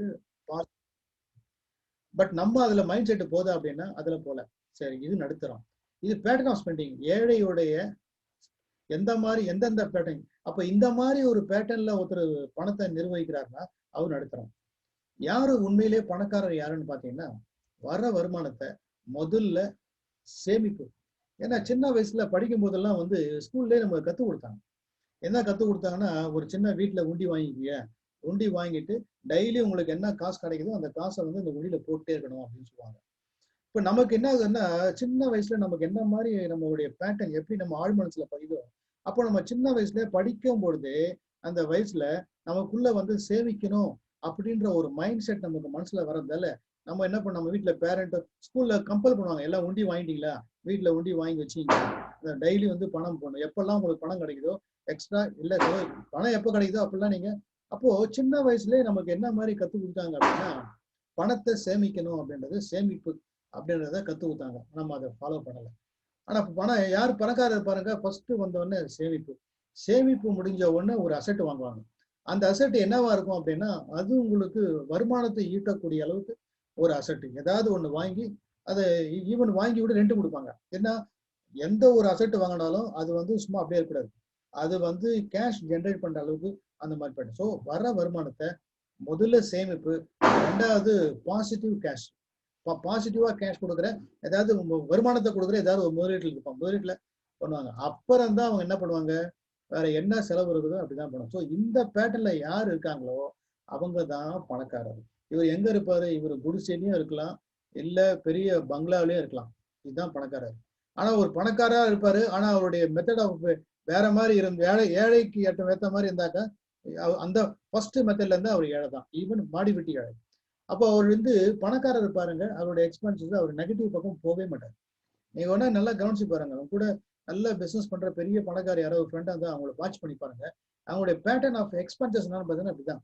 இன்னும் என்ன பண்ணுவாங்கன்னா, அவங்க பே your self first, this is the way what rich can do. பணக்காரங்க எப்பவுமே என்ன பண்ணுவாங்கன்னா, டார்கெட் பண்ணி take away targeted amount towards expenses. இந்த எல்லாமே டார்கெட்டா என்னன்னு அதை ஃபிக்ஸ் பண்ணுவாங்க. rest to be auto deduction facility where your banker will automatically deduct the amount. இப்போ மாசம் மாசம் உங்களுக்கு பணமே வந்து பேங்க்ல தான் கிரெடிட் ஆகுது. நீங்க பிசினஸ் பண்ணாலும் ஒரு சேலரி மாதிரி எடுத்து உங்க அக்கௌண்ட்ல போட்டுக்கலாம், இல்ல அதுல வர ப்ராஃபிட் எடுத்து அக்கௌண்ட்ல போட்டாலும் பேங்க்குக்கு ஒரு ஸ்டாண்டிங் இன்ஸ்ட்ரக்ஷன், இந்த எனக்கு வந்து இத்தனை இன்வெஸ்ட்மெண்ட் இருக்கு, எனக்கு வந்து ஷேர்ல இந்த இன்வெஸ்ட்மெண்ட் அனுப்புங்க, இல்ல இந்த ஒரு ரெக்கரிங் டெபாசிட் எடுத்துங்க, பிக்ஸட் டெபாசிட் எடுத்துங்க. ஸோ அந்த மாதிரி பேங்க்லயே வந்து ஒரு ஆட்டோ டெபிட் நம்ம இன்ஸ்ட்ரக்ஷன் கொடுத்தோம்னா ஆட்டோமேட்டிக்கா அது யாரு எங்கெங்க இன்வெஸ்ட்மெண்ட் போடணுமோ ஆட்டோமேட்டிக்கா அந்த போர்ட். ஈவன் மியூச்சுவல் ஃபண்ட்லாம் ரொம்ப சிம்பிள். எஸ்ஐபி, இப்போ எஸ்ஐபின்னு சிம்பிள். இப்போ அந்த எஸ்ஐபி ப்ரோக்ராம் சொல்லுவாங்க, சிஸ்டமேட்டிக் இம்ப்ரூவ் இன்கம் பிளான். அழகா இப்போ நானே கூட இருக்கேன் அதில். திடீர்னு ஒரு நாள் அர்ஜென்ட்டா பணம் தேவை, எங்க பணம் இருக்கும் அப்படின்னு யோசிச்சே இருக்கும்போது டக்குன்னு பார்த்தா மெயிலில் ஒரு மெயில் வருது. பார்த்தா அந்த இடத்துல பார்த்தா எனக்கே தெரியாம ஒரு 50,000 ரூபாய் இருக்கு. ஏன்னா மியூச்சுவல் ஃபண்டு மாசம் 2000 ரூபாய் என் அக்கௌண்ட்ல ஆட்டோ டெபிட்டா போயிட்டு இருக்கு. என் அக்கௌண்ட்ல இருந்து என்னோட சேவிங் அக்கௌண்ட்ல இருந்து மாசம் 2000 ரூபாய் ஆட்டோ டெபிட். இது நம்ம ஒன்றும் கண்டுதே கிடையாது, டெபிட் ஆகும், ஓகே போயிடும். அப்புறம் திடீர்னு ஒரு நாள் அந்த ஸ்டேட்மெண்ட் எனக்கு மெயில் வந்தது. ஒரு ஸ்டேட்மெண்ட் பார்க்கும்போது பார்த்தா அர்ஜென்ட்டா பணம் வேணும், 50,000 எங்க போகலாம் அப்படின்னு யோசிச்சுருக்கேன். எந்த என்ன பண்ணலாம்னு யோசிச்சு போது பார்த்தா அந்த ஸ்டேட்மெண்ட் ஓப்பன் பண்ணா அதுல கரெக்டா 50,000 ரூபாய். இது கூட ஒரு லா ஆஃப் அட்ராக்ஷன் தான். நான் எப்பவுமே எனக்கு என்ன வேணும்னு நினைச்சாலும் உடனே என்ன பண்ணுவேன், இந்த பிரபஞ்சத்தை நோக்கி எனக்கு இதான் ஆழ் மனசை பயன்படுத்துறது. ஆழ் மனசை நோக்கி எனக்கு இந்த பணம் எது வேணும்னு நினைச்சனோ அது எனக்கு கிடைச்ச மாதிரி நான் ஃபீல் பண்ணிட்டு அது கிடைச்சிச்சு அப்படின்னு நினைக்கும் போது அதுக்கப்புறம் பார்த்தா எனக்கு ஆட்டோமேட்டிக்கா ஏதாவது ஒன்று தோணும். அப்படி தோணும் போது நான் மெயில் வந்திருக்கு, மெயில கிளிக் பண்ண வந்தது. பார்த்தா அதுல 50,000 ரூபாய் இருக்கு. ஏன்னா எப்போ நான் மாசம் போட்டு அந்த 2,000 வந்திருக்கு. ஸோ எப்போ நம்ம போட்டதால வந்தது. அப்போ அந்த அப்போ பேங்க் இப்போ அதே நம்ம வந்து மாசம் வருமானம் வந்த உடனே அதை எடுத்து போய் அப்புறம் போய் பேங்க்ல எங்கேயாவது மறுபடியும் பண்ணலாம் அப்படின்னும் போது வேற ஏதாவது ப்ரியாரிட்டி எக்ஸ்பென்சஸ் வரும்போது நம்ம சரி இந்த மாசம் வேணாம் அடுத்த மாசம் பார்க்கணும். ஆனா பேங்க்ல நீங்க ஆட்டோமேட்டிக்கா உங்க இன்வெஸ்ட்மெண்ட் அங்க போயிட்டே இருக்கும். ஸோ ஃபர்ஸ்ட் நல்லா ஞாபகம் வச்சுங்க, முதல்ல உங்களை கவனிங்க, உங்க குடும்பத்தை கவனிங்க, அப்புறம் மற்றதை பாருங்க. ஏன்னா அதுதான் முக்கியம். நம்ம வாழறதே நம்மளோட லைஃபை நல்லபடியா நம்மளும் என்ஜாய் பண்ணோம், நம்ம குடும்பத்தை சேர்ந்தவங்களும் நல்லபடியா. அதுல பணத்துக்கு எந்த ஒரு பற்றாக்குறையும் வராத அளவுக்கு நம்ம பார்க்கணும்னா அந்த இன்கம் கரெக்டா நம்ம பிளான் பண்ணணும். இதுதான் ஸ்டெப் 1. ஃபர்ஸ்ட் நம்ம ஏர்ன் பண்ணணும். ஏர்ன் பண்றது வெறும் ஆக்டிவ் இன்கம் மட்டும் இருந்தா பத்தாது, நம்ம பேசிவ் இன்கமும் வேணும். அந்த ஒரு வருமானம் இருந்தா பத்தாது, 2வது 3வது வருமானம் என்ன வாய்ப்பு இருக்கோ அந்த வாய்ப்பை பயன்படுத்திக்கணும். ரெண்டாவது ஸ்டெப் என்னன்னா, முதல்ல வந்த வருமானத்துல ஃபர்ஸ்ட் சேவ் பண்ணோம், அப்புறம் இன்வெஸ்ட் பண்ணோம், அதுக்கப்புறம் தான் 3வது ஸ்பெண்டிங். இந்த மாதிரி ஒரு பேட்டர்ன்ல உங்க மைண்ட் சின்ன வயசுல இருந்து இந்த மாதிரி ஒரு பேட்டர்ன்ல நீங்க நம்ம வளர்ந்துட்டோம், என்னையும் சேர்த்தான் சொல்றேன், வளர்ந்துட்டோம்னா நம்ம எப்பவுமே வருமானம் வந்தவன்.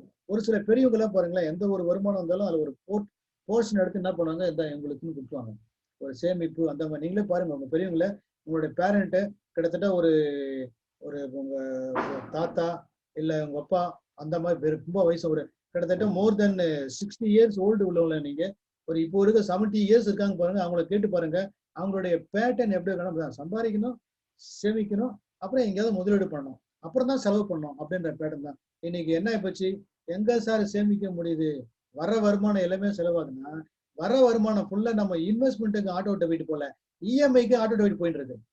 என்ன காரணம்னா நம்ம என்ன பண்றோம், நமக்கு இது தேவையா தேவையில்லையா, நம்ம தேவையா விருப்பமா, நம்ம விருப்பத்தை எல்லாத்தையும் நம்ம தேவையை லிஸ்ட்டுக்குள்ள கொண்டாந்தால அது இல்லைன்னா ஒன்றும் வாழ்க்கை போயிட போறது இல்லை. ஆனா நம்ம என்ன பண்றோம், அது இருந்தாதான் நம்ம வாழ்க்கையை அப்படி நமக்கு வரம்பு மீறி அதுல கொண்டு வரதால நம்ம ஆட்டோ டெபிட்டுக்கு இன்வெஸ்ட்மெண்ட் போகாம ஆட்டோ டெபிட் வந்து எதுக்கு போகுது அப்படின்னா நம்மளுடைய இஎம்ஐக்கு போயிடுது. அப்ப எல்லாமே போச்சுன்னா அப்ப என்ன இருக்கு, எதுவுமே இல்லை. அப்ப என்னன்னா அந்த பேட்டர்ன் ஆஃப் மைண்டு தான். இப்போ மெத்தட் ஆஃப் ஸ்பெண்டிங், இப்போ நான் வந்து இதை வந்து ஒரு 15 வருஷத்துக்கு முன்னாடி நான் கத்துக்கிட்டது, இதை நான் உங்களுக்கு சொல்லித்தரேன். இப்போ ஒரு 100 ரூபாய் வருமானம் வருது அப்படின்னா அந்த 100 ரூபாவை நம்ம எப்படி ஸ்பெண்ட் பண்ணலாம் அப்படின்றது இங்க ஒரு ஒர்க்கிங் இருக்கு பாருங்க. 50% ஃபேமிலி எக்ஸ்பென்சஸ், நம்ம செலவு பண்ண நம்ம வர வருமானத்துல 50% நம்ம என்ன பண்ணலாம், ஃபேமிலி எக்ஸ்பென்சஸ். 100 ரூபாய் வருமானம் வேணா அது 50% நீங்க எதுக்கு ஒதுக்கலாம்னா ஒரு ஃபேமிலிக்கு என்னென்ன ரெண்ட், எலக்ட்ரிசிட்டி, பசங்க படிக்கிறதுக்கு, மற்ற மெடிக்கல், அது மாதிரி எல்லாத்துக்கும் எவ்வளோனா 50%.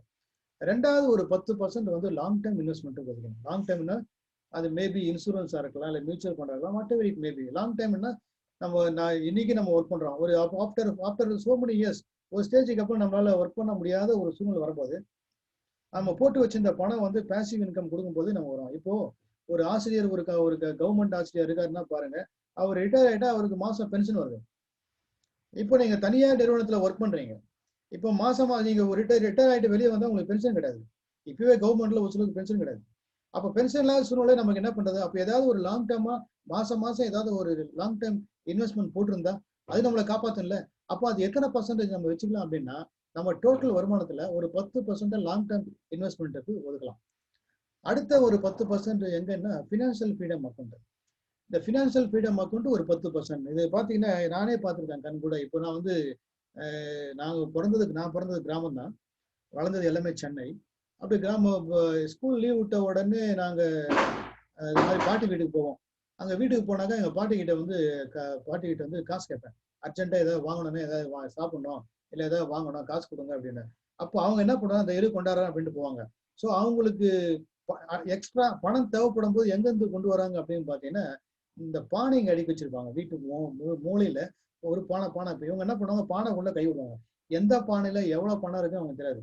கிடைக்கும் போதெல்லாம் தூக்கி அதில் போடுறது. அப்போ என்ன பண்ணா, பானையை தொலைவி இந்த அப்படின்னு கொடுப்பாங்க, எவ்வளவு இந்த வச்சுக்கிறோம் நம்ம கேட்டாக்க அப்புறம் எண்ணி கொடுப்பாங்க. அது மாதிரி எல்லா பாயிண்ட்ல இருக்கும் ஃபினான்ஷியல் ஃப்ரீடம். அப்போ அந்த காலத்துல ஃபினான்ஷியல் ஃப்ரீடமுக்கு இருந்த அது பேங்க் என்னன்னு பார்த்தீங்கன்னாக்கா இந்த பானை தான், இந்த வீட்டில் வச்சிருக்க மண்பானை தான். இது எத்தனை % ஒதுக்கலாம் அப்படின்னா, ஃபினான்ஷியல் எமர்ஜென்சி கேஷ். திடீர்னு வீட்டில் நம்ம நைட்டு திடீர்னு ஏதோ உடம்பு சரியில்லை, ஹாஸ்பிட்டலுக்கு கூட்டு போனோம். அந்த டைம்ல போய் இப்போ சொல்ல நீங்க ஏடிஎம் கார்டு இருக்கு அதில் போயிடலாமே. பட் இருந்தாலும் அர்ஜென்ட்டா ஏடிஎம் கார்டு ஒர்க் பண்ணலன்னா அந்த டைம் பேங்க் போறீங்க, இல்லை பேங்க்ல கேஷ் இல்லைன்னா, இல்லை நீங்க போற அந்த பேங்க்ல வந்து அந்த ஏடிஎம்ல வந்து ஒர்க் பண்ணல, இல்லை என்ன பண்றது? ரொம்ப ரெடிமேடா கேஷ் ரிசர்வ்ல வீட்டில் இருக்கணும். அதாவது ஒரு 10% எப்பவுமே வந்து வச்சுக்கணும். அது வந்து ஃபினான்ஷியல் ஃப்ரீடம் அக்கௌண்ட். அது தனியாக போட்டுக்கலாம், பேங்க்லயும் பிரிச்சு வச்சுக்கலாம். 10% வந்து எஜுகேஷன் அக்கௌண்ட். இப்போ எல்லாருக்கும் இருக்கிற எல்லாருக்குமே ஃபேமிலி இருக்கு, ஃபேமிலியில பசங்க இருக்காங்க, பசங்களை படிக்க வைக்கிறதுக்கு பணம் வேணும். அவங்க ஃபீஸ் பே பண்ணணும். அப்போ ஃபீஸ் பே பண்ணா மாசம் ஸ்கூல் வந்து இப்போ ஓப்பனிங் தள்ளி போகுது. ஜென்ரலா வந்து ஸ்கூல் ரீஓப்பனிங் வந்து ஜூன்ல இருக்கும். அப்போ இந்த ஜூன் மாசம் நீங்க டோட்டலா ஜூனுக்கு முன்னாடியே மேலே வந்து நீங்க ஃபீஸ் பே பண்ணிருக்கோம். இந்த ஒரு மாசம் நீங்க மே மாசம் நீங்க ஃபீஸ் பே பண்ணிட்டீங்கன்னா அடுத்த டேர்ன் எப்படின்னா ஒன்று ஆஃப் ஐடியா இருக்கலாம், இல்லை ஒரு சில ஸ்கூல் வந்து ஃபுல் பேமெண்ட் வாங்கிக்கலாம். அப்படிங்கும்போது அடுத்த வருஷம் வரைக்கும் உங்களுக்கு ஒரு வருஷம் கேப் இருக்கு. அப்போ நீங்க ஒரு வருஷம் நீங்க மாசம் இந்த 10% தனியா எஜுகேஷனுக்கு ஒதுக்கிட்டீங்கன்னா ஒரு பேங்க் அக்கௌண்ட்ல போட்டு அந்த பேங்க் அக்கௌண்ட் அது எடுக்கக்கூடாது. இது வந்து பசங்களோடதுக்கா மாசம் உங்களுக்கு என்ன வருமானம் வந்தோ அது 10% எஜுகேஷன் அக்கௌண்ட் நீங்க டெபாசிட் பண்ணிட்டீங்கன்னா ஆட்டோமேட்டிக்கா என்ன ஆகும் உங்களுக்கு, அந்த மாசம் அந்த ஜூன் மாசம் அடுத்த வருஷம் ஜூன் மாசம் ஸ்கூல் ரீஓப்பன் ஆகும்போது பசங்களுக்கு ஃபீஸ் கட்ட வேண்டியதுக்கு அந்த டைம்ல நீங்க போய் தலையை பிச்சுக்க வேணாம், கஷ்டப்பட வேணாம், யாருக்கிட்டையும் போய் அலைய வேணாம், யாருக்கிட்டையும் கெஞ்ச வேணாம், யாரையும் போய் கேட்க வேணாம். ஏற்கனவே நீங்க ரிசல்ட் வச்சிருக்கீங்க, அழகா அதை எடுத்துக்கிட்டு ரொம்ப மன நிம்மதியா இருக்கு. ஏன்னா எல்லாத்துக்குமே இன்னைக்கு வாழ்க்கையில ஒருத்தர் மகிழ்ச்சியா இல்லாம இருக்கிறதுக்கும் இல்ல உடல்ல நிறைய உடல் உபாதை வர்றதுக்கும் முக்கிய காரணம் என்னன்னு பாத்தீங்கன்னாக்கா ஸ்ட்ரெஸ் தான், மன உளைச்சல் தான். மன உளைச்சல் வந்தாலே உடம்புல கிட்டத்தட்ட 10 வகையான ஆர்கன் வந்து அடிவாங்க. என்ன காரணம்? மன உளைச்சல் வரும்போது ஸ்ட்ரெஸ் வரும்போது என்ன ஆகுதுன்னா நம்ம உடம்புல சுரக்கிற ஹார்மோன் கார்டிசால் அப்படின்ற ஒரு ஹார்மோன்ஸ் வந்து அது எல்லாத்தையும் டேமேஜ் பண்ணும். ஏன்னா உடம்பு வந்து நூற்றுக்கணக்கான ஹார்மோன்ஸ் இருக்குது. அதுல முக்கியமான ஆர்கன்ல வந்து ஒரு ஹாப்பி கெமிக்கல்ஸ்னு ஒரு 4 கெமிக்கல் இருக்கு. பட் எங்களுக்கு நெகட்டிவ் கெமிக்கல்னு பார்த்தா இந்த ஏன்னா கெமிக்கல்ன்றது இதுதான் ஒரு மெசஞ்சர். நம்ம பிரெயின்ல இருந்து எல்லா உறுப்புக்கும் போற ஆக்ஷனை பண்ணும். பாடி ஆக்ட் பண்றதுக்கு வந்து இன்ஃபர்மேஷன் போகும். அந்த இன்ஃபர்மேஷன் வந்து கெமிக்கல் மெசஞ்சர். அதுதான் அந்த மெசஞ்சர் வந்து நெகட்டிவ் வந்தா என்ன ஆயிடும், உடம்புல இருக்கிற ஆர்கன் எல்லாம் வந்து தாங்காது. அப்ப என்ன காரணம்னா மன உளைச்சல். மன உளைச்சலுக்கு முக்கிய காரணம் என்னன்னு பாத்தீங்கன்னா இன்னைக்கு பணம் தான். பணத்தினாலதான் நிறைய பேருக்கு மன உளைச்சல் வருது. அப்போ அந்த பணத்தை கரெக்டா பிளான் பண்ணி பக்காவா நம்ம கமிட்மெண்ட் கடைசி நேரத்துல எதையும் வைக்காம முதல்லயே அதுக்கு அட்வான்ஸா நம்ம பிளான் பண்ணி தான் நம்ம மன உளைச்சலுக்கு ஆக வேண்டிய அவசியமே இல்லை. ஸோ 50, 60, 70, 80 பார்த்தோம். அடுத்த 10 என்னன்னு பார்த்தீங்கன்னா கிவ் அக்கௌண்ட்.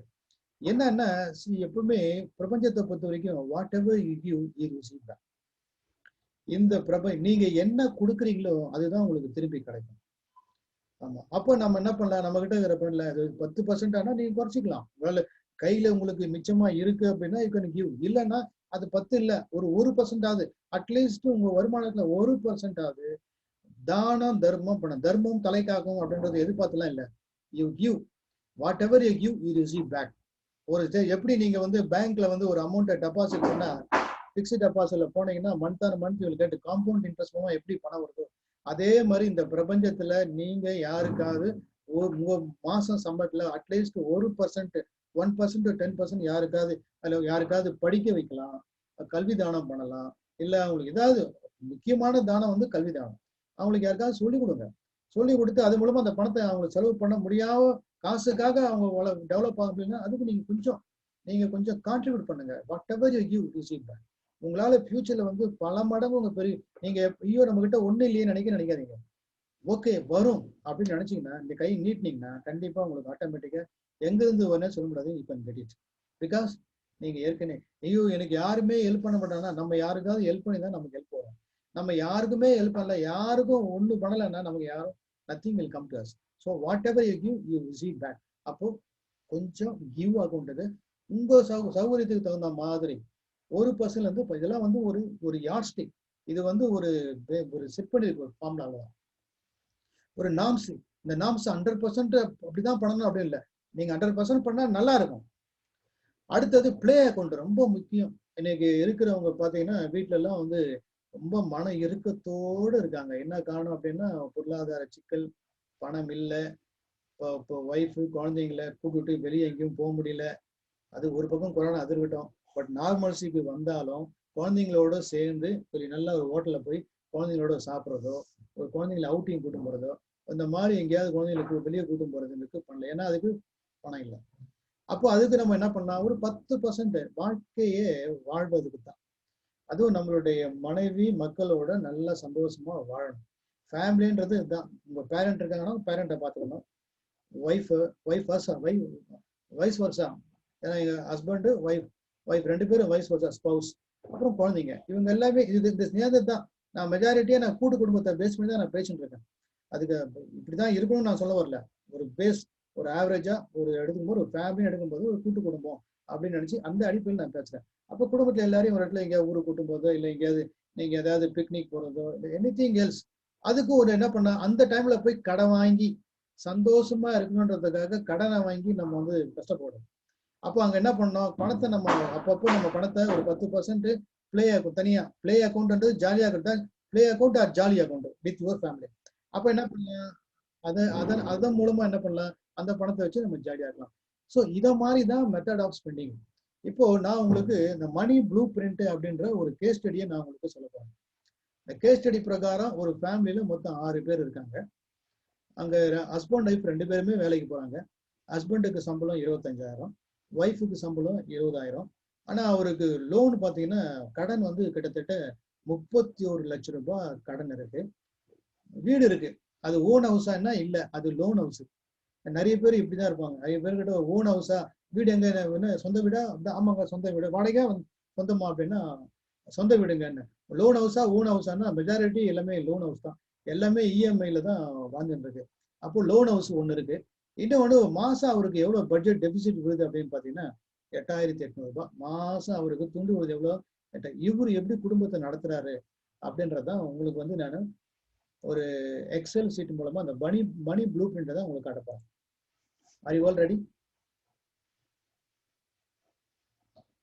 இது வரைக்கும் ஓகேவா? நான் இப்போ உங்களுக்கு இதை காட்ட போறேன். This is okay. நான் போற இது கரெக்டா இருக்கா? நீங்க அன்மியூட் பண்ணிட்டு you can give feedback. I want to clear up the money. Okay sir. What do you feel? I need 4 feedback. Okay sir. Very fine sir. I want 4 feedback at least. Financial planning பண்றதுக்கு ரொம்ப யூஸ்ஃபுல்லா இருக்கு sir. இது வரைக்கும் நம்ம follow பண்ணிட்டு இருந்திருக்கோம். இதுக்கப்புறம் ஃபாலோ பண்றதுக்கு ஒரு சேஞ்சஸ் தெரியுது. Very very useful.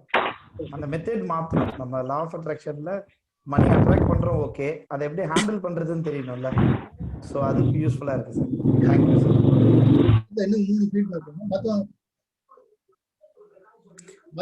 வணக்கம் சார். வணக்கம் சொல்லுங்க சார். அது ரொம்ப யூஸ்ஃபுல்லா இருக்கு. ஏன் சொல்றேன்னா, நீங்க இப்ப சொன்னீங்கல்ல ஒரு ஆட்டோமேட் டெபிட் இஎம்ஐ எல்லாம் போயிட்டு நீங்க கேர்ஃபுல்லா இருங்கன்னு சொல்லி,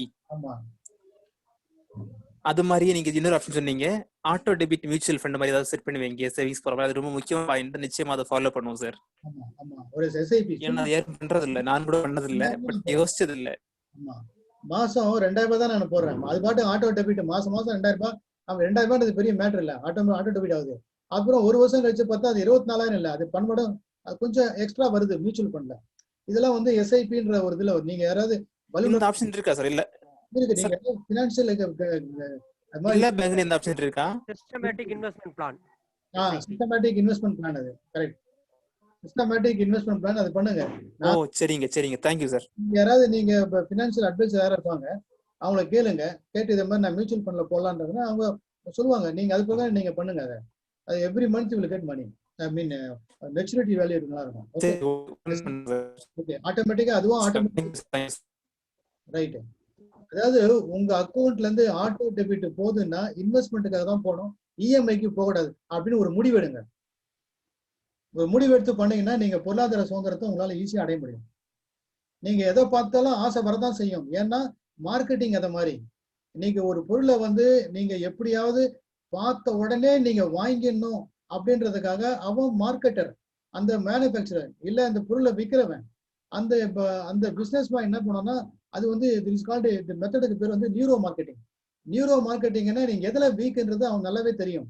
உங்களுக்கு ஒரு சில விஷயங்களை சொன்ன உடனே உங்களுக்கு ஒண்ணு வேணா நீங்க டிபார்ட்மெண்ட் ஸ்டோர்ல போய் பாருங்க.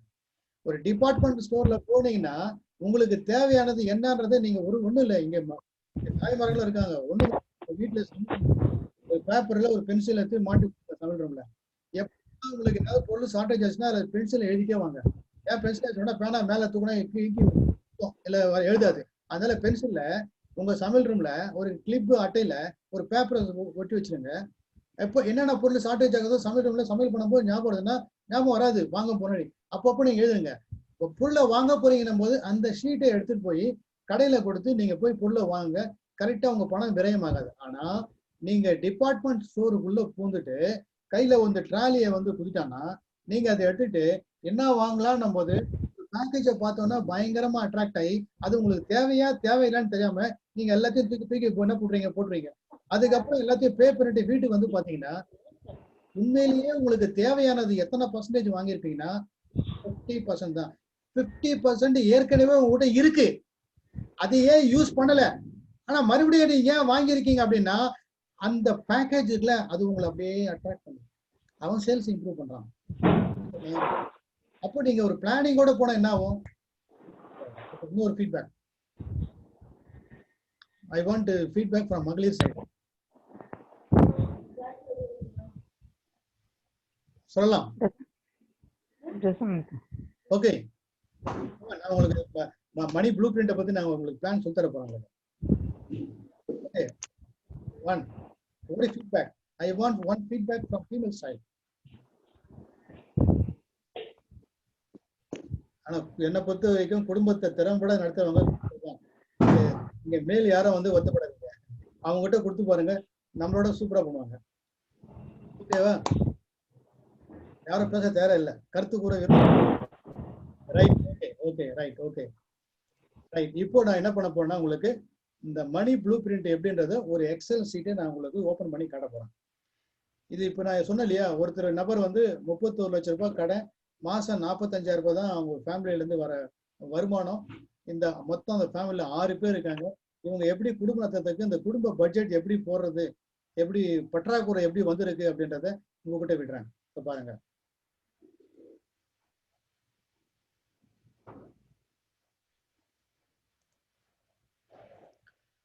எக்ஸல் ஓபன் ஆகுதா மேடம்? ஓபன் ஆயிடுச்சா? ஸ்கிரீன் ஷேர் ஆயிடுச்சா? ஷேர் ஆயிடுச்சு சார். Okay okay. இது பாருங்க, இதுதான் எக்ஸல் ஷீட். இது உங்களுக்கு இந்த ஷீட்டை உங்களுக்கு அனுப்பி வைக்கிறேன். நீங்க உங்களுக்கு நான் அனுப்புறேன் பாருங்க. இங்க மணி ப்ளூ பிரிண்ட் எப்படி போறோம் அப்படின்னா, இங்க செல்ஃப் அந்த குடும்ப தலைவர் அவரு அவரு அவரு எத்தனை நம்பர்னா 6 பேர் அந்த குடும்பத்தில் இருக்காங்க. அதான் அவர் என்ன பண்றாரு, ஒர்க் பண்றாரு. அவருடைய சம்பளம் எவ்வளவு? 25,000. பேரண்ட் இருக்காங்க, அம்மா அப்பா 2 பேரும் இருக்காங்க. அவங்க ஒர்க் பண்ணல, அப்போ அவங்கள்ட்ட வருமானம் இருக்கு. வைஃப் வைஃப் ஒர்க் உட்காருங்க, காதல மாட்டீங்க.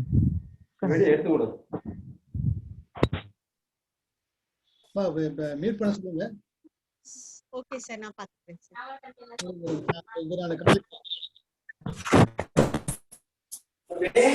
ஓகே, நான் எடுத்து விட்டேன்.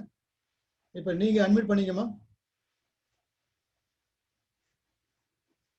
மேடம், நீங்க அட்மிட் பண்ணீங்க, நீங்க பண்ணிட்டேன் சார், பண்ணிட்டேன். contact பண்றதுக்காக. Okay okay. இப்போ இந்த மணி ப்ளூ பிரிண்ட்ல பாருங்க, நான் உங்களுக்கு சொன்ன மாதிரி இப்போ ஹஸ்பண்ட் வந்து ஒர்க் பண்றாரு, அவர் ஒரு நபர், அவர் ஒர்க் பண்றது மூலமா அவருக்கு சம்பளம் 25,000. பேரண்ட் 2 பேர் இருக்காங்க, அப்பா அம்மா இருக்காங்க, அவங்க ஒர்க் பண்ணல. ஒய்ஃப் இருக்காங்க, அவங்க ஒர்க் பண்றாங்க, அவங்க மூலமா 20,000 வருமானம் வருது. சில்ட்ரன் ஒரே ஒரு குழந்தை தான், அது படிக்குது. இன்னொரு அதர்ஸ், அது அந்த ஹஸ்பண்டோடைய ரிலேஷனா இருக்கலாம், இல்ல ஒய்ஃபோட ரிலேஷன் யாராவது ஒருத்தர் கூட, தங்கச்சின்னு வச்சுப்போம், அவங்க ஒருத்தர் இருக்காங்க, அவங்க ஒர்க் பண்றாங்க. அவங்க வருமானத்தை கணக்குல எடுத்துக்கல.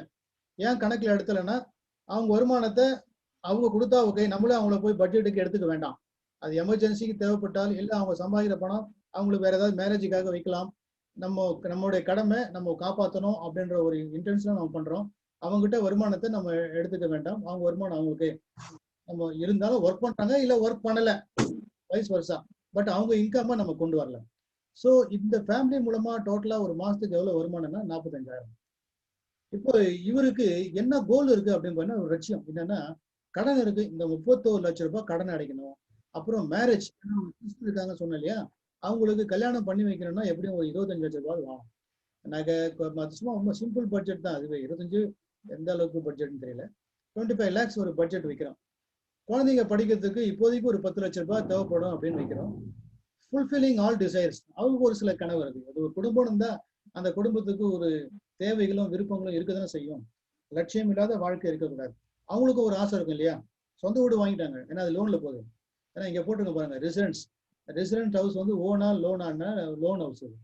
இப்போ அவங்களுக்கு என்ன ஆசை இருக்கு, சொந்தமா வீடு வாங்கிட்டாங்க, ஒரு கார் வாங்கணும், அப்புறம் ஃபாரின் டூர் போகணும், குழந்தைங்க நல்லா படிக்க வைக்கணும். பட் இந்த மாதிரி விருப்பத்துக்குலாம் வந்து ஒரு 50 லட்சம் ரூபாய் தேவைப்படும். அப்புறம் நல்லா ஃபியூச்சர்ல நல்லா ஜாலியா இருக்கிறதுக்கு நம்ம ஒரு பேங்க்ல ஒரு டெபாசிட் இருந்தால் நல்லா இருக்குமே. ஒரு கோடி ரூபாய் பேங்க்ல டெபாசிட் இருந்தால் எப்படியும் நமக்கு இன்ட்ரெஸ்டே பார்த்தீங்கன்னா எப்படியும் ஒரு அட்லீஸ்ட் ஒரு 50,000 ரூபாய் இன்கம் வரும் இன்ட்ரெஸ்ட். அதே 50 லட்சம்னாக்கா 25,000. ஸோ நல்லா பேங்க்ல நல்லா டெபாசிட் நல்லா ஒரே பேங்க்ல வைக்காம 4-5 பேங்க்ல பிரிச்சு போடலாம். ஏன்னா இப்பெல்லாம் ஒரு பேங்க்ல வச்சா அங்கே போய் பேங்க் திவால் ஆச்சா நம்மளும் அவுட்டு. அதனால போடுற பணத்தை நம்ம என்ன பண்ணுவோம், 4-5 இடத்துல பிரிச்சு போடுறோம். ஆமா, அப்போ இல்லை அது மாதிரி என்னென்ன வாங்கலான்றது. ஸோ கிட்டத்தட்ட இவங்களுடைய கோல் இந்த எல்லாம் சேர்த்தா எவ்வளோ, 1,66,00,000. இந்த குடும்பத்துக்கு இமீடியட்டா எவ்வளவு தேவைப்படுதுன்னா 1,00,00,000 ரூபாய், 66,00,000 ரூபாய் தேவை. இந்த 1,00,00,000 ரூபாய் 66,00,000 ஒரே வருஷத்துல சம்பாதிக்குவாங்களா, இல்ல 5 வருஷம் ஆகுமா, இல்ல கடன்ல இருந்து வெளியே வரதுக்கு 10 வருஷம் ஆகுமா, எத்தனை வருஷம் ஆகுன்றது அவங்ககிட்ட தான் இருக்கு. இப்போ இங்க பாருங்க, இந்த ஹெட்டிங்ல my personal survival budget per month யார் போடுறீங்களோ அது மைன்றது நீங்க. மை பர்சனல் சர்வே போட்டிருக்கேன். பர்டிகுலர்ஸ் என்னென்னலாம் செலவுன்றது, பட்ஜெட்டட் எக்ஸ்பென்சஸ் இன் பர்சன்டேஜ். நான் ஏற்கனவே உங்களுக்கு சொன்னேன் 100% வருமானத்தை எப்படி கொண்டு வந்து இங்க பாருங்க, 100 family expenses 50%, long time investment 10%, financial freedom 10%, give account 10%, play account 10%, education account. அப்ப எல்லாத்தையும் கூட்டினா 100. ஸோ நம்ம செலவை 100 ரூபாவை எப்படி செலவு பண்ணுன்றது பிரிச்சிருக்கேன் ஒவ்வொரு கேட்டகரியா. ஃபேமிலி எக்ஸ்பென்சஸுக்கு 50% பண்ணணும். இப்போ அந்த ஃபேமிலிக்கு ஃபுட் எக்ஸ்பென்சஸ் சும்மா ஒரு தோராயமா போட்டிருக்கு. எவ்வளோனா 7,000 ரூபாய். அப்புறம் வந்து மாசம் ட்ரெஸ்ஸுக்கு ஏதாவது ஒரு ட்ரெஸ் எடுப்பாங்க ஒரு 500 ரூபாய். ரெண்ட் ஆர் மெயின்டெனன்ஸ், இவர் வந்து சொந்த வீடு தான், பட் இருந்தாலும் மெயின்டெனன்ஸுக்கு அப்பார்ட்மெண்ட்டாக இருக்காரு, மெயின்டெனன்ஸுக்கு ஒரு 1,500 ரூபாய் போட்டுறேன். அப்புறம் வாட்டர் மாசத்துக்கு 1000 ரூபாய் கேன் வாட்டர் வாங்குறாரு. கேஸ் எலக்ட்ரிசிட்டிக்கு ஒரு 2,000 ரூபாய் வச்சிருக்கேன், அது பட்ஜெட் மேலேயும் போகலாம் கீழே இருக்கலாம். டெலிஃபோன் 1000 ரூபாய். பட் இது எல்லாமே ஆளுக்கு ஒவ்வொரு 2 பேர் இருக்காங்கன்னா 2 பேர் செல்போன், இல்லை வீட்டில் ஹெல்ப்ஃபோன். நீங்க ஜியோலயே நீங்க வாங்கினா கூட ஒரு 3 மாசத்துக்கு 500 ரூபாய் தான். அப்படி பார்த்தா நான் ஒரு 500 ரூபாய் தான் போட்டிருக்கேன். கேபிள் டிவி, நீங்க கேபிள் டிவில நீங்க கனெக்ஷன் கொடுத்துருந்தீங்கன்னா நீங்க 300 ரூபாய். டிஷ் ஆண்டனா போட்டீங்கன்னா. பெட்ரோல் ஒரு 3,000 ரூபாய், ஏன்னா ஒரு பைக் வச்சிருக்காரு. வெஹிக்கிள் மெயின்டெனன்ஸ், வண்டி ஏதாவது மக்கார் பண்ணும் 500 ரூபாய். குழந்தைங்களுக்கு செலவு. கிரெடிட் கார்டு, ஏதோ கிரெடிட் கார்டு வாங்கிட்டாரு, அதில் மாசம் ஏதாவது தேய்ச்சி அதை பே பண்ண வேண்டிய சூழ்நிலை ஆகிப்போச்சு. லோன் வாங்கின ஹவுசிங் லோன் வாங்கினார் இல்லையா, அதுக்கு மாசம் 25,000 ரூபாய் இஎம்ஐ கட்டி ஆகணும். அப்புறம் அதர் பர்சனல் டெப்ட், இங்க பாருங்க இந்த சைடு பார்த்தீங்கன்னா டெப்ட் இருக்கு பாருங்க. ஹவுசிங் லோன் ரைட் ஹேண்ட் சைட்ல பாருங்க, ஹவுசிங் லோனு எவ்வளோ, 25 லட்சம் ரூபாய் ஹவுசிங் லோன் போட்டதை கட்டி அடைக்கணும். அதர் லோன்ஸ் ஒரு 5 லட்சம் ரூபாய், பேயபிள் 1 லட்ச ரூபாய் யாருக்கோ பே பண்ணும். மொத்தம் அவருடைய கடன் எவ்வளோன்னா 31 லட்சம். இந்த 25 லட்சத்துக்கு அவர் இஎம்ஐ கட்டுறாரு. அதர் பர்சனல் டெப்ட்டுக்கு வந்து ஒரு 7,500 அது வட்டியா இருக்கலாம், இல்ல அசலும் வட்டியும் சேர்த்து இருக்கலாம். மெடிக்கல் எக்ஸ்பென்சஸ் ஏதாவது ஒரு வந்துடும், ஏன்னா வீட்டுல பேரண்ட் இருக்கிறதால மாசத்துக்கு ஒரு 1000 ரூபாய் வந்து மொழி எழுத வேண்டியிருக்கும் டாக்டருக்கு. அதுக்கப்புறம் அதர் எக்ஸ்பென்சஸ் ஒரு 1000 ரூபாய் எக்ஸ்ட்ரா போட்டுட்டோம். இது மொத்தம் கூட்டா எவ்வளவு வருதுன்னா 52,800 ரூபாய் வருது. அப்போ ஃபேமிலி எக்ஸ்பென்சஸ் நம்ம எவ்வளவு வைக்கணும் அப்படின்னா 50% தான் வருமானம். ஆனா இங்க என்ன ஆகுதுன்னா 82% ஆயிடுது. நான் சொல்றது 100%ல 50% தான் ஃபேமிலி எக்ஸ்பென்சஸுக்கு நம்ம பண்ணணும்ன்றோம். ஆனா நம்ம வருமானமே இவ்வளவுதான் இருக்குன்னும் போது அந்த வருமானத்துல எவ்வளவு நம்ம செலவு பண்றோம்னா 82% ஃபேமிலிக்கே போயிடுச்சு. அப்போ சாட்டை தான் இங்கேயே. சரி, லாங் டேர்ம் இன்வெஸ்ட்மெண்ட் எவ்வளோ? ஒரு 10%னா ஏன்னா இங்க 55 போட்டுருக்கேன். ஏன் 55 போட்டிருக்கேன்னா அவருடைய இன்கம் பாத்தீங்கன்னா இங்க பாருங்க, இன்கம் போட்டிருக்கேன். இதெல்லாம் 25 அவருடைய இன்கம், ஒய்ஃபோட 20. ஒரு 10,000 ரூபாய் ஏதோ ஒரு ஊர்ல இருந்து ஏதோ ஒரு மாசம் ஒரு 10,000 ரூபாய் வருது. அதனால அவருக்கு 55,000 ரூபாய் வருமானம் போட்டிருக்காரு. 55,000 ரூபாய் அவருக்கு இன்கம். டோட்டல் எக்ஸ்பென்சஸே பாருங்க, வரவுக்கு மேல செலவு. பட் இதுல ஒவ்வொரு செலவு போட்டிருக்கு இல்லையா, ஃபினான்சியல் ஃப்ரீடமுக்கு இத்தனை %, கிவ் அக்கௌண்ட் இத்தனை %, பிளே அதெல்லாம் ரொம்ப கம்மியா தான் போட்டிருக்கு. அப்படி போட்டாலும் அவருடைய மாசம் அவருக்கு இந்த இன்வெஸ்ட்மெண்ட் அது எல்லாத்துக்கும் சேர்த்து 63,800 ரூபாய் ஆகுது. ஆனா அவருடைய வருமானம் எவ்வளவுன்னு பாத்தீங்கன்னா 55,000 ரூபாய் தான் வருமானமே. அப்போ எவ்வளவு ஷார்டேஜ் பாத்தீங்கன்னா 8,800 ரூபாய் ஷார்டேஜ். இவர் எப்படி குடும்பம் நடத்த முடியும்? அப்போ என்னென்னலாம் பண்ணலாம்? அப்ப என்ன பண்ணலாம் அப்படின்னா, குடும்ப செலவை ஒரு பக்கம் வருமானத்தை கூட்டணும், இன்னொரு பக்கம் செலவை குறைச்சி ஃபேமிலி எக்ஸ்பென்சஸை 50% கொண்டு நிறுத்தணும்.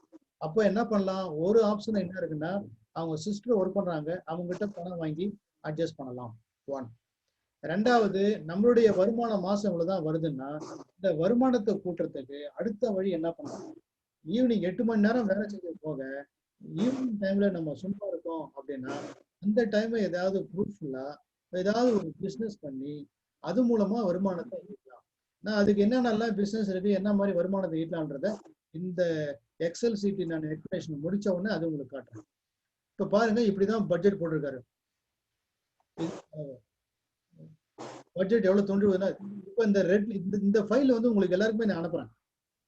நான் ஒரு குரூப் லிங்க் நான் கொடுக்குறேன், இல்லைன்னா ஓகே ஒரு குரூப் லிங்க் உங்களுக்கு கொடுக்குறேன்.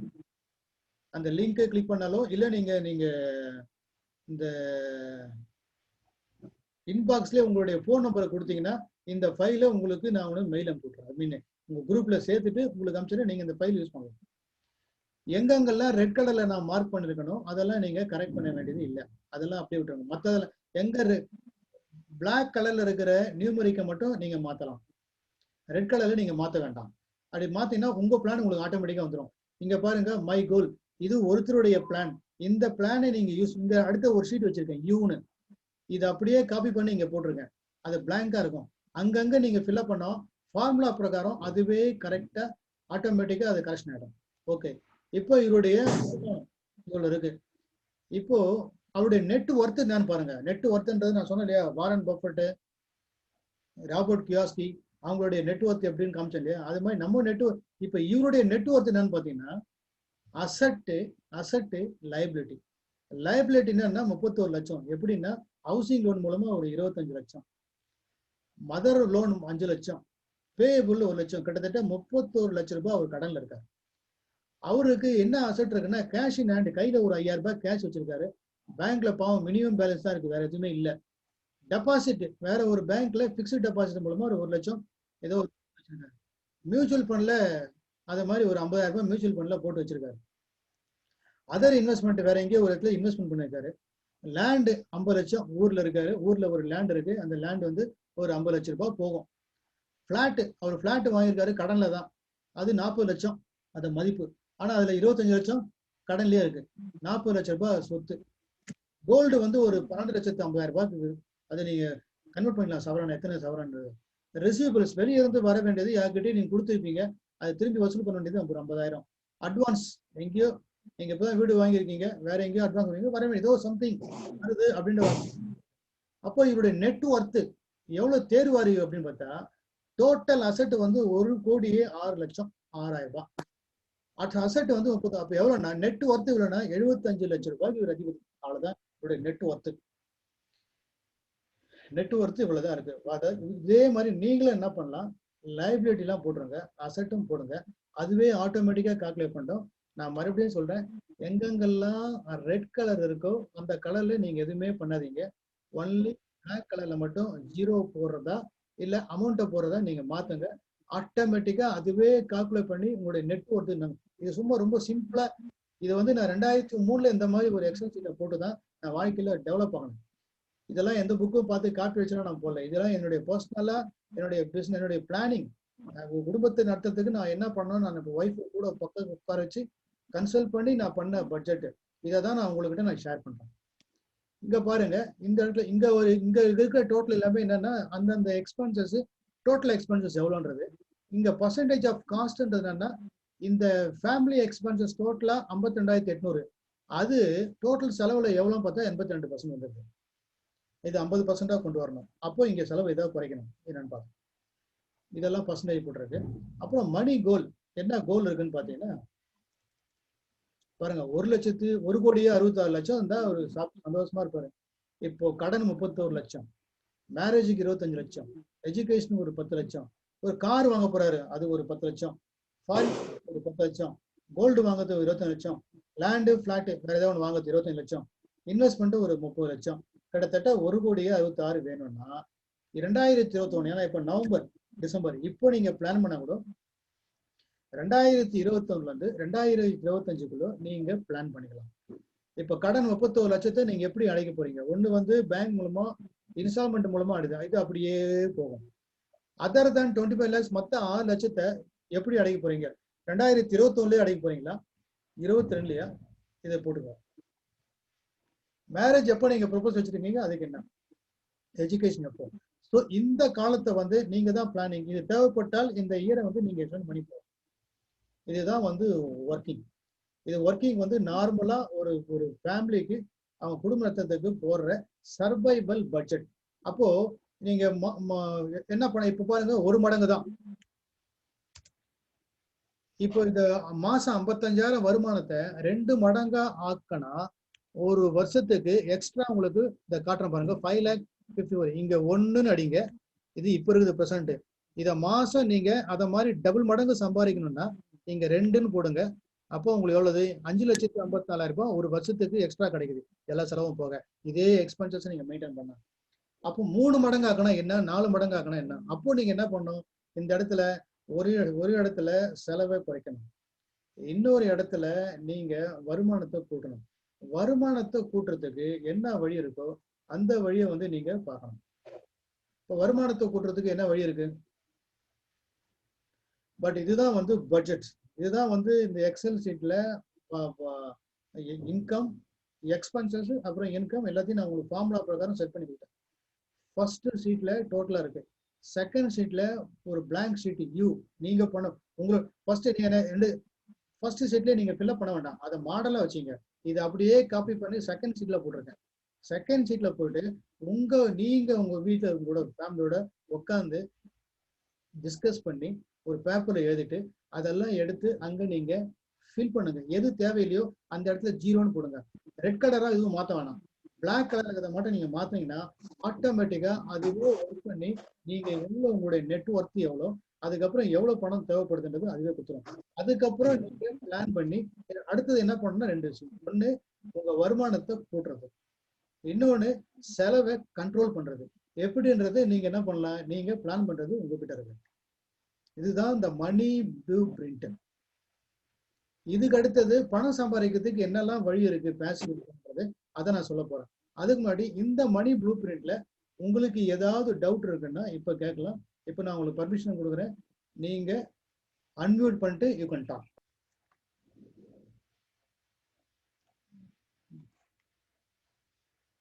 இப்ப இந்த மணி ப்ளூ பிரிண்ட் டவுட் தான் கேட்கலாம்.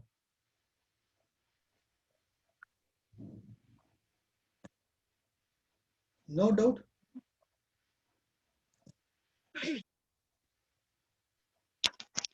ஹரிராம் குப்தா, காஞ்சிபுரம் சார். சார் இந்த ப்ளூ பிரிண்ட் ரொம்ப நல்லா இருக்கு. இதுல வந்துட்டு அந்த பாசிவ் இன்கம் வந்துட்டு இன்க்ரீஸ் பண்ணணும்னு சொல்றீங்க இல்லையா? இன்னைக்கு இருக்கிற காலகட்டத்துல வந்துட்டு பாத்தீங்கன்னா எக்ஸ்பென்சஸ் வந்துட்டு குறைக்கிறதுக்கு உண்டான எந்த சான்சஸுமே இல்ல எனக்கு தெரிஞ்சு. அப்போ பாசிவ் இன்கம் வந்துட்டு நம்ம ஏர்ன் பண்ற பிசினஸ்ல வந்துட்டு இன்னைக்கு வந்துட்டு இருக்கிற இந்த கோவிட்ல வந்துட்டு பாத்தீங்கன்னா ஆக்சுவலி இன்கம் வந்துட்டு பாத்தீங்கன்னா நம்ம ரெகுலர் மந்த்லி இன்கமே வந்துட்டு நம்மளுக்கு சோர்ஸ் ஆஃப் இன்கம் வந்துட்டு ரெகுலர் இன்கமே வந்துட்டு பாத்தீங்கன்னா ஜிக்ஸாக்கா இருக்கு. ஸோ அப்போ வந்துட்டு பாசிவ் இன்கம் அப்படிங்கும் போது நம்மளுக்கு வந்துட்டு ஒரு இன்வெஸ்ட்மெண்ட் அப்படிங்கிறது ஒண்ணு தேவை இருக்கும் இல்லைங்களா? நம்ம ஒரு நியூ ப்ராஜெக்ட் போறோம் அப்படின்னா அப்போ வந்துட்டு நம்ம கையில கேஷ் இல்லைன்னா we should borrow the money. So அதுக்குண்டான ரேட் ஆஃப் இன்ட்ரெஸ்ட் எல்லாமே இருக்கும் இல்லைங்களா? ஸோ இதை வந்துட்டு நம்ம எப்படி ஹேண்டில் பண்றது, இல்ல நம்ம வந்துட்டு ரொம்ப எப்படி சொல்றது தைரியமா வந்துட்டு அதுல இன்வெஸ்ட்மெண்ட் பண்ணி நம்ம வெளியே வரணும் அப்படிங்கறது கேக்குறேன். அதான் நான் சொல்றேன், அதுக்கு நிறைய ஆப்ஷன் இருக்கு. ஓகே ஓகே 10 ஐடியா இருக்கு. ஓகே ஐடியா உங்களுக்கு இப்ப நான் வந்து 10 ஐடியா இருக்கு.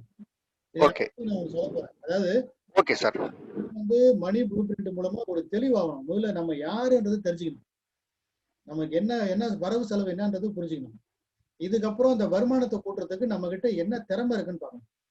நம்மளுடைய திறமைன்றது ஸ்மார்ட்னு சொல்லுவாங்க. அது என்னன்னா நம்மளுடைய ஸ்ட்ரென்த் என்ன, நம்மளுடைய வீக்னஸ் என்ன, நமக்கு என்ன ஆப்பர்ச்சுனிட்டி, நமக்கு என்ன த்ரெட், நம்மளுடைய பலம், பலவீனம், சந்தர்ப்பம், இதெல்லாம் என்ன தடுத்த என்னன்றதை முதல்ல நமக்கு தெரிஞ்சுக்கணும். ஒண்ணு. இன்னொன்னு நம்மளுடைய கெப்பாசிட்டி பார்க்கணும். நம்மளுடைய ஸ்மார்ட்டா என்ன பண்ணலாம், நம்ம என்ன பண்ண போறோமோ அது கரெக்டா இருக்கா என்னன்றது. பட் இதை நான் வந்து ஒரு 10 ஐடியா வச்சிருக்கேன். அந்த 10 ஐடியா உங்களுக்கு சொல்றேன். ஏன்னா எல்லா ஐடியாவும் எல்லாருக்கும் சூட்டபிள் இருக்காது. ஒருத்தருக்கு தைரியமா இன்வெஸ்ட்மெண்ட் பண்ற நம்பிக்கை இருக்கும், ஒருத்தருக்கு ஐயோ அந்த பக்கம் நான் போகவே மாட்டேன், வேற வழியை வேணாம் அப்படின்ற மாதிரி இருக்கும். ஒரு சிலருக்கு ஆஹா எனக்கு இந்த ஐடியா முதலே தோணாது போயிடுச்சேன், நல்ல ஐடியா இருக்கு, நான் நாளையில இருந்து ட்ரை பண்றேன் அப்படின்னு. பட் அதனால ஒரு ப்ராபபிலிட்டியா ஒரு 10 ஐடியா கொடுத்துருக்கேன். உங்களுக்கு வேற ஏதாவது ஐடியா இருந்தா கூட எங்க நம்பருக்கு கால் பண்ணுங்க, I will help you. Okay. அப்போ நான் அந்த ஐடியாவை நான் பார்க்கும்போது அந்த 10 ஐடியா நான் சொல்றேன். Okay, thank you mister Gupta. வேற யாராவது? Thank you sir. தேங்க்யூ. நீங்க அன்மியூட் பண்ணிட்டு யூ கேன் டாக். கேள்வி கேட்டா தான் பதில் கிடைக்கும்.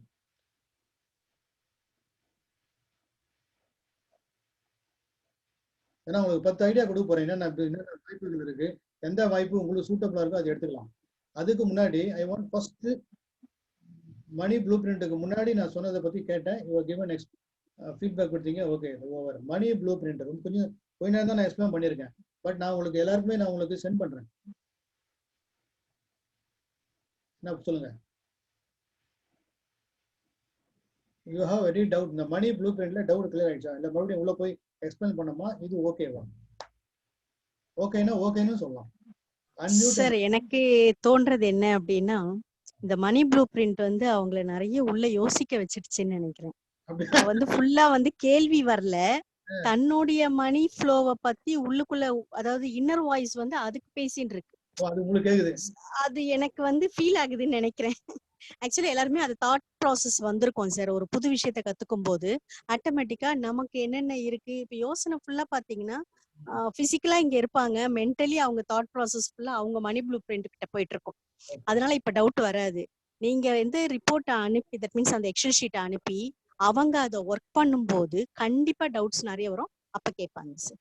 இப்ப கேட்க முடியாது, ஏன்னா இப்ப மைண்ட் ஃபுல்லா மணி ப்ளூ பிரிண்ட பார்த்த ஒரு அதிர்ச்சியில இருக்கும். இப்போ ஓ இவ்வளவு விஷயம் இருக்கா, நான் இப்ப இதெல்லாம் பாக்கணுமா, இது நாள் வரைக்கும் நான் இந்த பாயிண்ட் ஆஃப் வியூல யோசிக்கவே இல்லையே அப்படின்னு மைண்ட் வந்து உள்ள வந்து பயங்கரமா கூக்குரல் போட்டு இருக்கு. அதனால இப்ப கேள்வி இல்ல. ஆமாவா? இதுக்காக சொல்லுங்க. கரெக்டா? ஆமாவா? மேடம் சொன்னது 100% நான் அக்செப்ட் பண்றேன் சார். நான் குப்தா காஞ்சிபுரம். ஏன்னா எல்லாரோட மன உணர்வுகளும் புரியுது, கண்டிப்பா புரியுது. அதாவது ஒவ்வொருத்தருக்கும் வந்துட்டு பினான்சியலி ஃப்ரீடமா இருக்கணும் அப்படிங்கறது தான் நம்மளுடைய எண்ணங்கள். அந்த எண்ணங்களுக்கு வந்துட்டு சரியான பாதைகள் வந்துட்டு நம்மளுக்கு தெரியல. அந்த பாதையை இன்னைக்கு நீங்க காமிக்க போறீங்க. அந்த பாதையில கண்டிப்பா நம்ம அதுக்குண்டான பெனிஃபிட்ஸை நம்ம அடைய போறோம் அப்படிங்கிறது எனக்கு ஒரு வியூ தெரியுது சார். கண்டிப்பா கண்டிப்பா. தேங்க்யூ. Okay sir. ஆமாங்க, ஆமானா சொல்லணும். இல்ல அது மெசேஜ் பண்ணிட்டு இருக்காங்க சார். எஸ் ஐ அக்ரி அப்படின்னு நிறைய மெசேஜ் வருது. Okay, you can message. Yes sir, yes sir. அவங்க சொல்ற கரெக்ட் தான். ஓ சார் நாங்களும் ஆக்டிவ் பண்றோம் சார். வணக்கம் சார். வணக்கம், சொல்லுங்கம்மா. சார் நீங்க எங்களுக்கு குடும்பமான சொல்லி கொடுத்துருக்கீங்க சார். குடும்பத்தை கரெக்டா எப்படி ரீட் பண்ணணும் அப்படிங்கிற ஒரு கைடன்ஸ கொடுக்குறீங்க அப்படிங்கிறாங்க. கண்டிப்பா சார், கண்டிப்பா சார். உண்மை உண்மை. ஃபினான்ஸ் எப்படி பிளான் பண்றது நான் சொல்லி கொடுத்துருக்கேன். அதாவது சார் குடும்பமே ஃபினான்ஸ பேஸ் பண்ணி தானே சார். இத நீங்க கரெக்ட். எல்லாமே சார் இந்த ஜூம் மீட்டிங்கே அடிக்கடி செய்யுங்க சார். கண்டிப்பா. நான் வந்து சொல்லுங்க. நீங்க மளிகை எழுத சொல்றீங்களா? அதெல்லாம் நல்ல சரியான சார், அதெல்லாம் ஃபாலோ பண்றோம். நீங்க சொல்றாப்புல அந்த சூப்பர் மார்க்கெட் போடாமனே என் மைண்ட் அப்படியே சேஞ்ச் ஆயிருது. டக்கு டக்கு நம்ம பாரு வாங்கி போட்டு தான் வரோம். உண்மைதான். ரொம்ப தேங்க்ஸ் சார். கரெக்ட். அந்த காலத்துல எல்லாம் நம்ம வந்து மளிகை லிஸ்ட் எழுதிட்டு கடையில கொண்டு போய் கொடுப்போம். அவங்க வந்து அந்த லிஸ்ட் படி கொண்டு வந்து கொடுப்பாங்க. என்னைக்கு சூப்பர் மார்க்கெட் வந்ததோ, எஸ், சூப்பர் மார்க்கெட் வந்த உடனே நம்ம என்ன பண்ணிட்டோம்னா எமோஷனல் பர்ச்சேஸ் ஜாஸ்தி ஆயிடுச்சு நமக்கு. அங்க பட்ஜெட்ல துண்டு விழுறதுக்கு காரணமே அதுதான். ஸ்ரீலங்கா மசூர் கேக்குறேன். சொல்லுங்க சார். வந்தா உங்களை மறக்க மாட்டாங்க sir. Thank you sir, thank you sir. Okay okay right. Okay sir. சரி, இப்ப நீங்க அடுத்த இதுக்கு போகலாம் சார். ஓகே, அடுத்து நம்ம போகலாம். மத்தவங்க எல்லாம் மியூட் பண்ணிருங்க.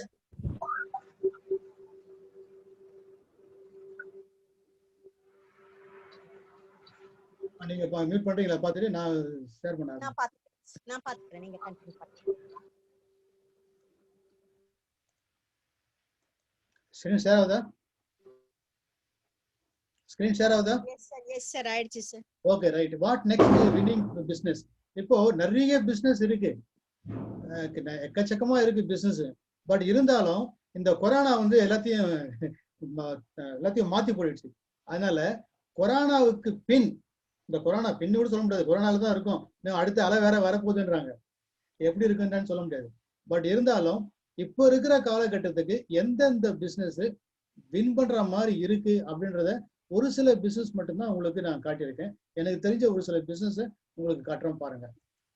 ஃபர்ஸ்ட் வந்து என்னன்னா, உங்ககிட்ட என்ன இப்போ இன்னைக்கு மார்க்கெட்ல இன்னைக்கு இருக்கிற கம்பெனிங்கெல்லாம் என்ன பண்றாங்க, வேலைக்கு ஆளுங்களை குறைக்கிறாங்க. எதனால குறைக்கிறாங்க அப்படின்னா, பிசினஸ் இல்லாதனால அவங்களால வந்து கட்டுப்படி ஆகல, சேல்ஸ் இல்லை, ரிசீவபிள்ஸ் கலெக்ட் பண்ண முடியல, அதனால பற்றாக்குறை. எப்படி ஒரு குடும்பத்துல செலவை எப்படி குறைக்கிறது, வருமானத்தை எப்படி கூட்டுறதுன்னு பாக்குறோமோ, அதே மாதிரி ஒவ்வொரு நிறுவனமும் அவங்களும் என்ன பண்றாங்க, வருமானத்தை சேல்ஸை எப்படி இம்ப்ரூவ் பண்றது, செலவை எப்படி நம்ம குறைக்கிறது அப்படின்னு பார்க்கும்போது அவங்க முதல்ல எங்க கை வைக்கிறாங்கன்னா மேன் பவர்ல தான் கை வைக்கிறாங்க. அந்த மேன் பவர்ல எப்படி கை வைக்கிறாங்கன்னா, ஒரு வேலையை ஒரு நபருக்கு ஒரு நாளைக்கு 2 மணி நேரத்துக்கு மேல வேலை கிடையாது அந்த பர்டிகுலர் ஜாபு. ஆனா அவருக்கு 8 மணி நேரம் அவர் உட்கார வச்சு சம்பளம் கொடுப்பாங்க அப்படின்னு அந்த முதலாளி நினைக்கிறாரு, இந்த நிறுவனம் நினைக்குது.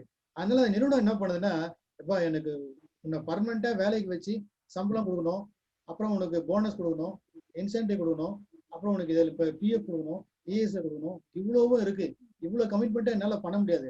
ஆனா நீ ஒரு நாளைக்கு நான் இந்த கம்பெனி யூஸ் பண்றது ஒரு 2 மணி நேரம் தான், அதனால நான் ஒண்ணு பண்ணு, எனக்கு தேவைப்படும் போது வந்து வேலையை பண்ணி கொடு, என்ன வேலை பண்ணி கொடுத்தியோ அதுக்கேற்ற பணத்தை வாங்கிக்கோ அப்படின்ற மாதிரி நீங்க எல்லா நிறுவனமும் அந்த மாதிரி ஆயிடுச்சு, ஆயின்னு இருக்கு. ஏன்னா சூழ்நிலை இதுதான். சேல்ஸை இம்ப்ரூவ் பண்ணணும், எக்ஸ்பென்சஸ் ஓவர் ஹெட்டை குறைக்கணும். அதை குறைக்கிறதுக்கு எங்க ஃபர்ஸ்ட் கை வைக்கிறாங்கன்னா மேன் பவர்ல தான். அப்போ என்னன்னா டாஸ்க் பேஸ்டு ஒர்க் எல்லாமே என்னன்னா, இப்போ இந்த வேலை இருக்கு, பிளம்பரை பர்மனண்டா வச்சிருப்பாங்க. இப்போ என்ன பண்ணாங்க, தேவைப்பட்டா பிளம்பருக்கு ஃபோன் பண்ணிட்டா ஒரு மாசத்துக்கு எத்தனை தடவை பிளம்பர் தேவைப்படும், ஒரு பிளம்பர் பர்மனண்டா இருப்பாரு. இப்போ அந்த பர்மனண்டா அவருக்கு 20,000 ரூபாய் சம்பளம் கொடுக்கணும், அதே அவருக்கு இப்போ தேவைப்படும் போது வந்து பண்ணிட்டு கொடுத்து போ அப்படின்னா ஒரு 4,000 5,000 ரூபாய்க்குள்ள முடியும், அவர் 5,000 ரூபாய் சேவாது. அது மாதிரி ஒவ்வொரு ஜாபும் இன்னைக்கு அதை மாதிரி நினைக்க ஆரம்பிச்சதால நீங்க எதுல எக்ஸ்பர்ட்டா ஒரு விஷயத்துல டெக்னிக்கலா இருக்கீங்களோ நீங்க 4-5 கம்பெனியோட டைப் பண்ணுங்க.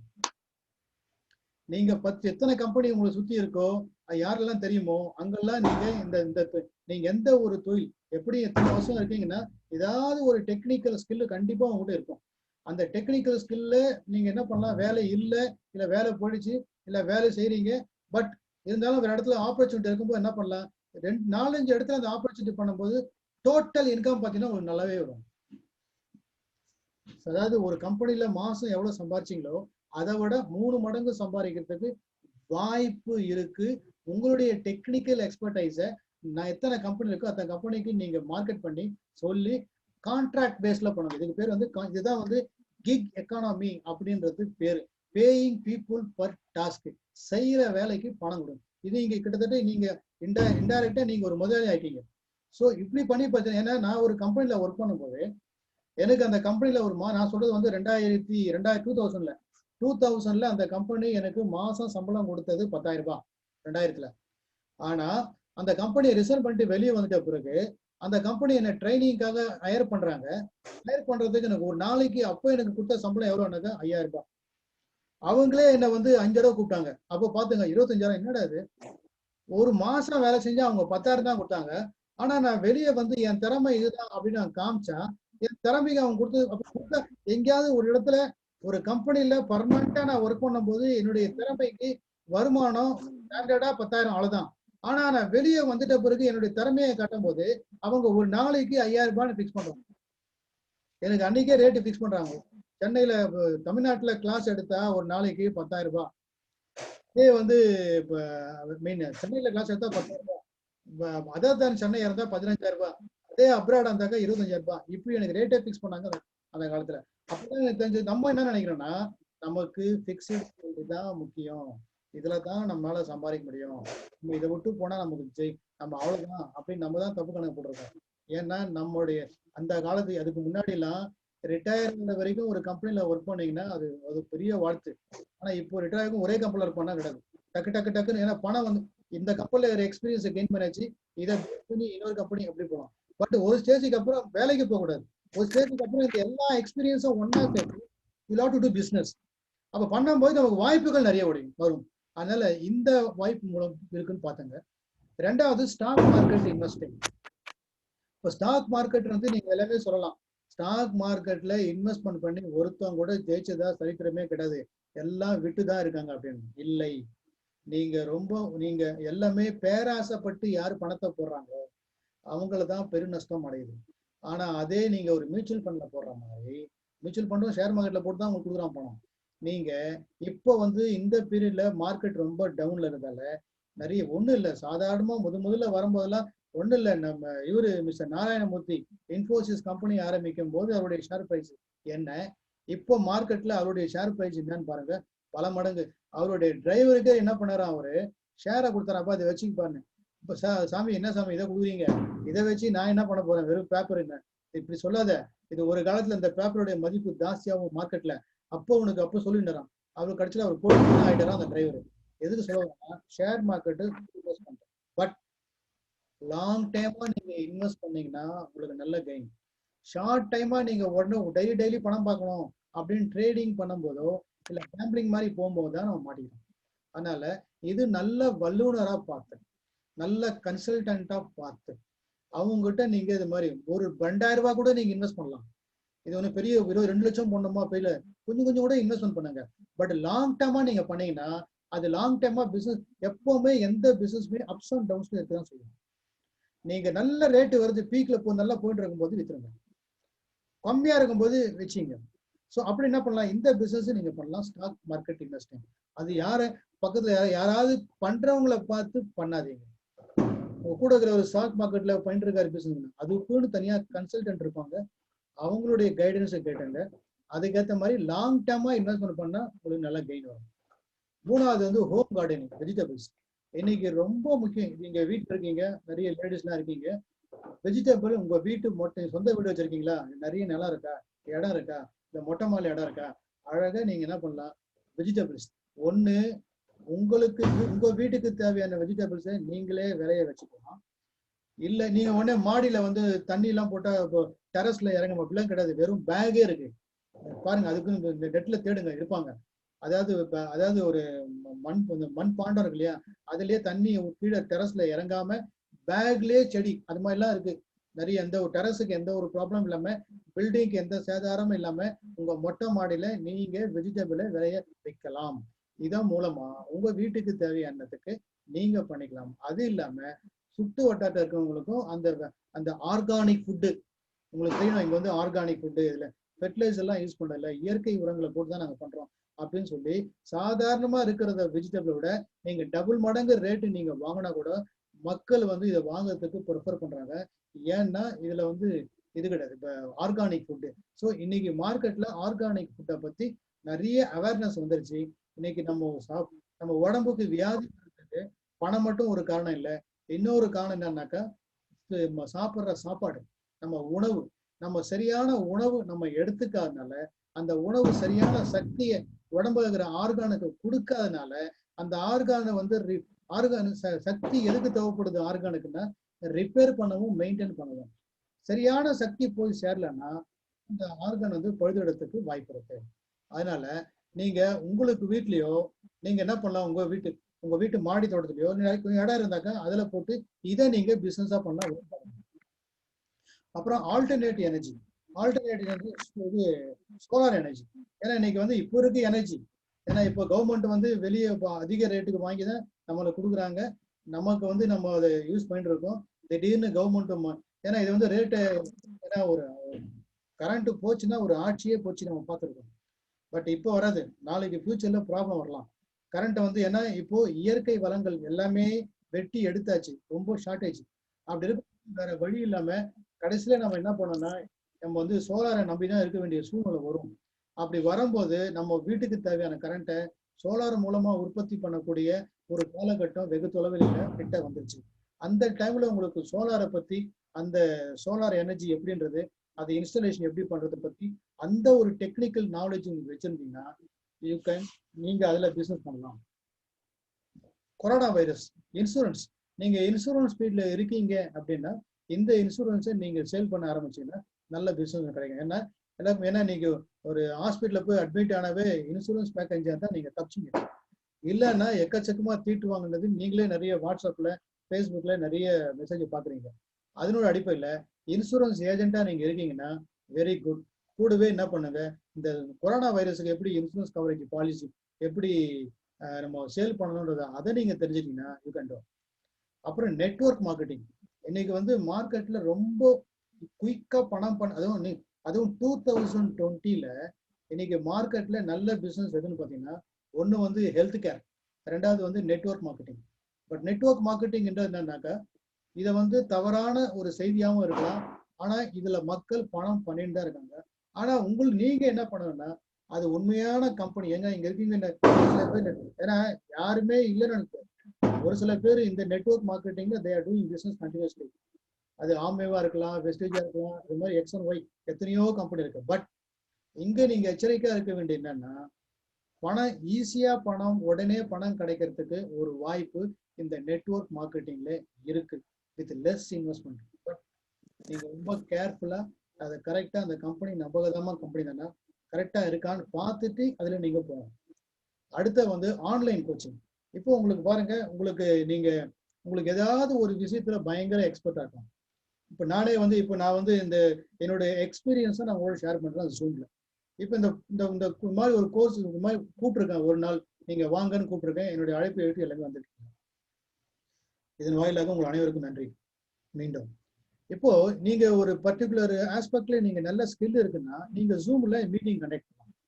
மீட்டிங் என்னன்னா ஒரு வாரம் கண்டக்ட் பண்ணலாம். ஒரு டெய்லி வந்து ஈவினிங் ஒரு மணி நேரம் மீட்டிங். உங்ககிட்ட என்ன திறமை இருக்கோ அந்த திறமைய நீங்க சேல் பண்ணலாம், அடுத்தவங்களுக்கு கத்துக் கொடுக்கணும். நான் வந்து இதை இன்வைட் பண்றது ஃப்ரீயா தான் பண்றேன், ஏன்னா இது பிசினஸா பண்றேன். ஏன்னா நான் வந்து I want to do something. நான் 10% நம்ம வந்து இந்த சமுதாயத்துக்கு நம்ம தரணும்னு சொல்றேன் இல்லையா, அந்த 10% வந்து என்ன தரணும்னா நான் பணமா தரல, நான் என்னவா தரேன், அதை கல்வியா கொடுக்குறேன். நிறைய பேருடைய வாழ்க்கை தரத்தை உயர்த்தத்துக்கு, அவங்க லைஃப்ல ஒரு முன்னேற்றம் காண்றதுக்கு ஒரு டூலா இது அமையணும் அப்படின்றதுக்காக கொடுக்கும்போது I am doing this kind of service. அது மாதிரி நீங்க என்ன பண்ணலாம், இது எல்லாம் என்ன மாதிரி நீங்க ஃப்ரீயா பண்ண அவசியம் இல்லை. நானும் எல்லாமே ஃப்ரீயா பண்ணல, ஒரு சிலது காசு தான். பட் இதை நீங்க என்ன பண்ணலாம், உங்ககிட்ட என்ன திறமை இருக்குன்னு ஐடென்டிஃபை பண்ணுங்க. அந்த திறமையை என்ன பண்ணுங்க, இந்த மாதிரி ஜூம் மீட்டிங் மூலமா ஒரு சின்ன ஒரு லேப்டாப்போ ஒரு கம்ப்யூட்டரோ இருக்கு வச்சுட்டு நீங்க 4 பேர் கற்றுக் கொடுத்து அது மூலமா வீட்டுல இருந்தபடியே நீங்க பண்ணலாம். பாருங்க, நீட் கோச்சிங் ஆன்லைன்ல இருக்கு. ஆன்லைன் கோச்சிங் பிசினஸ் வந்து பயங்கரமான பிசினஸ் இன்னைக்கு. இப்போ நானே வந்து ஆன்லைன்ல தான் சோலார் இன்ஸ்டலேஷன் ட்ரைனிங் தான் நாங்கள் கொடுக்குறோம், ஆன்லைன்ல தான் பண்றோம். இந்த கொரோனா வந்ததுக்கு அப்புறமா நாங்க கிட்டத்தட்ட ஒரு 5 பேட்ச் நாங்கள் கம்ப்ளீட் பண்ணிட்டோம். சோலார்லேயே மாசம் ஒரு பேட்ச். ஒரு மாசத்துக்கு எப்படியும் ஒரு 20 பேர் ஜாயின் பண்றாங்க. தமிழ்நாட்டுல இருந்தும் கேரளால இருந்தும் ஜாயின் பண்றாங்க. அவங்களுக்கு ஆன்லைன்லயே நாங்கள் கிளாஸ் கண்டக்ட் பண்ணி கவர்மெண்ட் ஆஃப் இந்தியா சர்டிஃபிகேட் கொடுக்குறோம். பட் இது நாங்களே எங்களுக்கு அந்த ஸ்கில் இருக்கு, ட்ரைனர் இருக்காங்கன்றதால நாங்கள் ஆன்லைன்ல போடுவோம். ஏன்னா நான் வந்து என்னோட கம்பெனியே வந்து ஒரு ட்ரைனிங் கம்பெனி தான், ஸ்கில் டெவலப்மெண்ட் ஆண்டர்பிரினர்ஷிப் கம்பெனி தான். ஸோ அது மாதிரி நீங்க என்ன பண்ணலாம், உங்ககிட்ட என்ன திறமை இருக்கும். அதே மாதிரி என்கிட்ட அந்த லா ஆஃப் அட்ராக்ஷன் அப்படின்றது அதை நான் கண்டக்ட் பண்றேன், ஜூம் மூலமா கண்டக்ட் பண்றேன், அது ஃபீஸ் அது மூலமா கண்டக்ட் பண்றேன். அது மாதிரி உங்ககிட்ட என்ன திறமை இருக்கோ அந்த திறமையை நீங்க மார்க்கெட் பண்ணலாம். அடுத்த வந்து அஃபிலியேட் மார்க்கெட்டிங். அஃபிலியேட் மார்க்கெட்டிங்கிறது இப்போ நீங்க பைசா எதுவும் செலவு பண்ணாம ஒரு சில கம்பெனிகளுக்கு என்ன தேவைப்படுதுன்னா லீடு தேவைப்படுது. இப்போ ஒரு லீடு வந்து ஒரு ஒரு ஒரு லீடுக்கு எவ்வளவு பணம் கிடைக்கும் அப்படின்னா கிட்டத்தட்ட ஒவ்வொரு கம்பெனிக்கு ஏற்ற மாதிரி 10%லேருந்து 25% வரைக்கும் லீடு கமிஷனே உங்களுக்கு கிடைக்கும். அது என்னன்றது பாருங்க. அஃபிலியேட் மார்க்கெட்டிங் ஒன்றை வச்சே நீங்க ஒரு மாசத்துக்கு 1 லட்சம் ரூபாய் கூட சம்பாதிக்கலாம், எந்த முதலீடு இல்லாம. இப்போ நான் இருக்கேன், என்னுடைய கம்பெனி இருக்கு, எனக்கு கம்பெனிக்கு என்ன தேவை, லீடு தேவை. அந்த லீடை நீங்களே எனக்கு ஜென்ரேட் பண்ணி கொடுத்தா ஐ வில் பே கமிஷன். நீங்க என்ன பண்ண போறீங்க, லீடு மட்டும் எனக்கு கட்ட கொடுக்க போறீங்க. அந்த லீடு கன்வெர்ட் ஆச்சுன்னா I will pay money to you. என்ன மாதிரி இல்லை, இதை மாதிரி நிறைய கம்பெனி இருக்கு. அந்த கம்பெனிக்கு லீட் ஜென்ரேட் பண்ணி அஃபிலியேட் மார்க்கெட்டிங். இன்னொரு அதுக்கு அவங்க அட்வர்டைஸ்மெண்ட்டை அந்த அட்வர்டைஸ்மெண்ட் மூலமா லீட் ஜென்ரேட் பண்ணி கொடுத்தாலோ அது என்கரேஜ் ஆனாலோ எனக்கு தெரிஞ்சு பேமெண்டோட உடனே வந்துடும். பேமெண்ட்லாம் இப்போ வந்து பேமெண்ட் கேட்வேலே உள்ள பேமெண்ட் வரும்போதே உங்களுக்கு தேவையான போஸ்ட் வந்துடும், அந்த கம்பெனிக்கு போக வேண்டியது இருக்கணும். அவங்க போய் நீங்க கெஞ்ச வேண்டியதில்லை, சார் நான் இவ்வளவு பண்ணியிருக்கேன், லீடு கொடுத்துருக்கேன், எனக்கு பணம் கொடுங்க நீங்க கேட்க வேண்டியதில்லை, ஆட்டோமேட்டிக்கா போயிடும். அதுக்கு ஒரு ஆப் இருக்கு, அதுக்கும் மார்க்கெட்ல அந்த மாதிரி செட்டப்பும் இருக்கு. ஏன்னா நம்ம நிறைய பேருக்கு வந்து பணம் சம்பாதிக்கணும்னா நமக்கு தெரிஞ்ச ஒரே வழி என்னன்னா வேலைக்கு போறது தான். பணம் சம்பாதிக்கிறதுக்கு 1000 வழி இருக்கு. நேர்மையான வகையில பணம் சம்பாதிக்கிறதுக்கு 1000 வழி இருக்கு. நமக்கு தெரிஞ்ச அதுல ஒரே ஒரு வழிதான் வேலைக்கு போய் சம்பாதிக்கிறது, ஒரே ஒரு வழிதான். நம்ம காலத்துக்கு நம்ம என்ன பண்றோம்னா அந்த ஒரு வழியை மட்டும்தான் நம்ம நம்பிட்டு இருக்கோமே தவிர 999 வழியை நம்ம மறந்துட்டோம். நமக்கு எந்த அவேர்னஸ் இல்லை. அப்படியே நீங்க ஒரு வழியில நீங்க ஒரே வழியில நீங்க பணத்தை சம்பாதிச்சுன்றீங்க அப்படி இருந்தாலும் மறு வழியிலையும் சைட்ல இன்கம் பாருங்க, சைடு இன்கம் பாருங்க, பேசிவ் இன்கம் பாருங்க, பார்ட் டைம் இன்கம் பாருங்க. இந்த அஃபிலியேட் மார்க்கெட்டிங் மூலமா இன்கம் சம்பாதிக்கலாம். அப்புறம் இன்னைக்கு வந்து டேட்டா சயின்ஸ் இன்னைக்கு வந்து பயங்கர என்னன்னா ஐஓடின்றது internet of things, machine language, artificial எல்லாம் ஒரு சமயம் ஐடி யாராவது இருந்தீங்கன்னாக்கா அவங்களுக்கு யூஸ் ஆகும். இதெல்லாம் வந்து நல்லா பணம் கொடுக்கக்கூடிய ஒரு ஃபீல்டு இந்த ஃபீல்டில். அதில் முக்கியமாக மெஷின் லாங்குவேஜ், இன்னொன்று பார்த்தீங்கன்னா ஆகுமெண்ட் ரியாலிட்டி, ஏஐ, அதுக்கப்புறம் artificial intelligence, big data, blockchain என்றது இன்னைக்கு மார்க்கெட்ல ஸ்டக்கா போடுது. என்னன்னா இன்டர்நெட்ல வந்து ஒரு சில ப்ராப்ளங்கள் இருக்கிறதுனால இன்டர்நெட்ல நம்ம ஒரு சில பேங்க் அக்கௌண்ட் ஆக்ட் பண்ணிட்டாங்க, இல்லை திருடிட்டாங்க அப்படிலாம் இருக்கும். ஆனா பிளாக் செயின் டெக்னாலஜில அந்த மாதிரி எந்த ஒரு கரப்ஷனோ எதுவும் பண்ண முடியாது. அதனால தான் தமிழ்நாடு கவர்மெண்டே வந்து இந்த பிளாக் செயின் பாலிசி அப்படின்னு கொண்டு வந்து ஃபர்ஸ்ட் அது எங்க இம்ப்ளிமெண்ட் பண்றாங்க, கவர்னன்ஸ் எங்க இம்ப்ளிமெண்ட்னா எலக்ட்ரிசிட்டி டிபார்ட்மெண்ட்ல கம்ப்யூட்டரைஸ்ல அட்வான்ஸா பிளாக் செயின் அந்த டெக்னாலஜி மூலமா அது நிறைய அது இப்போ அட்வான்ஸ்டு டெக்னாலஜி. அந்த அட்வான்ஸ் டெக்னாலஜி மூலமா சேஃப்டி இருக்கு, செக்யூரிட்டி இருக்கு. ஸோ அந்த பிளாக் செயின்ல இப்போ சக்கப்போடு போடுற ஒரு ஃபீல்டு தான் பார்த்தீங்கன்னாக்கா கிரிப்டோ கரன்சி அப்படின்னு ஒரு ஃபீல்டு இருக்கு. அந்த ஃபீல்டு மூலமா நிறைய பேர் என்னுடைய ஸ்டூடெண்டே வந்து என்னுடைய money wellness law of attraction ப்ரோக்ராமை 4 வருஷத்துக்கு முன்னாடி அட்டன் பண்ணவங்க என்னுடைய ப்ரோக்ராம் அட்டன் பண்ணுவாங்க. அவங்கள நான் கேட்பேன், நீங்க எப்படி இப்போ இந்த ப்ரோக்ராம் அட்டன் பண்ணி உங்க எந்த அளவுக்கு பணம் நீங்க என்ன வேணும்னு நினைக்கிறீங்களோ அதை உங்களால அச்சீவ் பண்ணியிருக்கா, இந்த law of attraction class attend பண்ணி அச்சீவ் பண்ணியிருக்கேன்றாங்க. அதே மாதிரி என்னுடைய மணி வெல்னஸ் ப்ரோக்ராம், அந்த ப்ரோக்ராம் மூலமா அட்டன் பண்ணிட்டு அதுல நீங்க பணத்தை நீங்க எக்ஸ்பாண்ட் பண்ண அதிகப்படுத்திருக்கீங்களா. அதாவது நான் வந்து 2018 ஒரு ப்ரோக்ராம் கொண்டு வந்தேன். அந்த ப்ரோக்ராம் பேர் வந்து பிரபஞ்ச ஆற்றலை பயன்படுத்தி துரிதமாக 1 கோடி ரூபாய் பணத்தை அடைவது எப்படி, அந்த ஆள் மனசை பத்தி அந்த ப்ரோக்ராம் பண்ணுறேன். அந்த ப்ரோக்ராம் அட்டன் பண்ண அவங்க எப்படி இப்ப என்ன பண்றாங்கன்னு கேட்கும்போது அதுல எனக்கு தெரிஞ்சு ஒரு சில பேர் வந்து கரண்டா அவங்க என்ன பிசினஸ் பண்றாங்க அப்படின்னா கிரிப்டோ கரன்சி அப்படின்றது ஒரு பிசினஸ் பண்றாங்க. அது என்னன்னா அது இன்டர்நேஷனல் கரன்சி. எப்படி நம்மளுடைய பணத்தை பேங்க்ல இருந்தாலும் அதை பேடிஎம்ல போட்டு பண்றோம் இல்லையா, அத மாதிரி நம்ம அதுக்கு தனியா ஒரு வேலெட் இருக்கு. அந்த வேலெட்ல இன்டர்நேஷனல் கரன்சி, இப்போ இந்தியாவுக்குன்னா ருபி, இப்போ ருபீஸ், இப்போ யூஎஸ்னா டாலர், அது மாதிரி காமனா இருக்கிற ஒரு ஒரு இன்டர்நெட்னு சொல்ல போனா இன்டர்நெட் கோல்டு. ஒரு சின்ன ஒரு விவரம் மட்டும் உங்களுக்கு அந்த பிசினஸ் இது அவங்க கிட்ட வந்து நான் கலெக்ட் பண்ண தகவல் தான். என்ன மாதிரி பிசினஸ் பண்ணா குயிக்கா நம்மளால பணம் சம்பாதிக்க முடியும், அதே சமயத்துல சேஃப்டியா நம்ம பணத்துக்கு எந்த வகையிலையும் சேதாரம் இல்லாம பணத்தை சம்பாதிக்கிறதுக்கு என்ன வாய்ப்பு இருக்கு அப்படின்றத கேட்டு அவங்க கிட்ட நான் கலெக்ட் பண்ண இன்ஃபர்மேஷன் தான். அவங்க கொடுத்த இன்ஃபர்மேஷனை பேஸ் பண்ணி நம்ம 1,00,000 ரூபாய் நம்ம பேங்க்ல டெபாசிட் பண்ணா 4 வருஷம் கழிச்சு 1,37,000 தான் கிடைக்குது. எத்தனை பெர்சன்ட் நமக்கு அப்ரிசியேஷன் கிடைக்குதுன்னா 37% பேங்க்ல. அதே நம்ம கோல்டுல நம்ம இன்வெஸ்ட்மெண்ட் பண்ணி, நான் சொல்றது பேசிவ் இன்கம் பத்தி. நம்ம வந்து வேற எங்கேயாவது ஒர்க் பண்ணிட்டு இருப்போம், நமக்கு டைமிங் வந்து ரொம்ப கம்மி, 8 மணி நேரம் வேலைன்னு சொல்லிட்டு 10 மணி நேரம் வேலை செய்வோம், வீட்டுக்கு வரதுக்கு 2 மணி நேரம் ஆயிடுதுன்னா கிட்டத்தட்ட நம்ம வந்து இந்த ஒரு வேலைக்கே நம்ம டைம் எல்லாமே போயிடும். நம்மளால அடுத்த செகண்ட் இன்கமுக்கு வழி இல்லாம இருக்கும். ஆனா அதே சமயத்துல செகண்ட் இன்கமுக்கு பாதுகாப்பாகவும் நம்பிக்கையாகவும் கண்டிப்பா கிடைக்கும் அப்படின்ற மாதிரி இருக்கிறது என்னன்றத அதான் சொல்ல போறாங்க. அதுல பேங்க்ல டெபாசிட் பண்ணா 37% தான். கோல்டுல நம்ம பண்ணலாம். நம்ம பண்ணும்போது அதனுடைய அப்ரிசியேஷன் இன்க்ரீஸ் ஆகுது. இப்போ இன்க்ரீஸ் ஆகிட்டு 64.8% 4 வருஷத்துல growth இருக்கு. அதே ஒரு ஷேர் மார்க்கெட்ல நம்ம இன்வெஸ்ட்மெண்ட் பண்ணா 1,00,000 ரூபாய் நம்ம இன்வெஸ்ட்மெண்ட் பண்ணா முடிவுல ஒரு 4 வருஷம் கழிச்சு 1,41,000 கிட்டத்தட்ட 41% சென்செக்ஸ் பேஸ் பண்ணி கால்குலேட் பண்ணும். அதே லேண்ட்ல நம்ம இப்போ இங்க லேண்டை வாங்கி போட்டோம்னா, லேண்ட்ல நம்ம இடம் வாங்கி போட்டோம்னா அது மூலமா நம்ம கிடைக்கிறது 200% தான். இப்போ கிரிப்டோ அசெட், அதான் இது பிட்காயின் சொல்லுவாங்க. அந்த பிட்காயின்ல 1,00,000 ரூபாய் இன்வெஸ்ட்மெண்ட் பண்ணியிருந்தா இன்னைக்கு வந்து பாத்தீங்கன்னா 15,60,000 ரூபாய் 4 வருஷம் கழிச்சு. இதுதான் அந்த பிசினஸ்ல இருக்கிற ஒரு பெரிய ஒரு. பட் இந்த பிசினஸ்ல இத இன்னும் பல்மடங்கா ஆக்கி கொடுக்கிற ஒரு கம்பெனி நிறுவனம். அந்த நிறுவனம் என்ன பண்ணுதுன்னா காம்பவுண்ட் இன்ட்ரெஸ்ட் அந்த அடிப்படையில நீங்க மார்க்கெட்ல அந்த கிரிப்டோ கரன்சியை வாங்கி இவங்க கிட்ட ஒரு பிக்ஸ்டு டெபாசிட் மாதிரி போட்டா அவங்க மூலமா வந்த அடிப்படையில வந்த வருமானம் பாத்தீங்கன்னா 81 லட்சம் ரூபாய். போட்டது எவ்வளோ? 1 லட்சம். ஆனா கொடுத்தது எவ்வளோ? 81 லட்சம். இதுக்கு ஆதாரமே என்னுடைய ஃப்ரெண்டே இருக்காரு. ஏன்னா அவர்தான் தான் இந்த இன்ஃபர்மேஷன் நான் கலெக்ட் பண்ணேன். ஏன்னா அவர் வந்து ஒரு 50,000 ரூபாய் டெபாசிட் பண்ணாரு. இன்னைக்கு வந்து 40,50,000. எத்தனை பர்சன்டேஜ் இம்ப்ரூவ் ஆயிருக்கு அப்படின்னு பார்த்தா 8,100% இம்ப்ரூவ் ஆயிருக்கு. அப்போ நான் என்ன சொல்ல வரேன் அப்படின்னா, நமக்கு டைம் இல்லை, அதே சமயத்துல நம்ம பேசிவ் இன்கம் வேணும். அதே சமயத்துல நம்ம இன்வெஸ்ட் பண்ற பணத்துக்கு வந்து எந்த வகையிலும் நம்ம பணம் நஷ்டமாகக்கூடாது. நம்ம பணம் நமக்கு அப்படியே இருக்கணும். நம்ம அதை பன்மடங்கா பெருகணும்.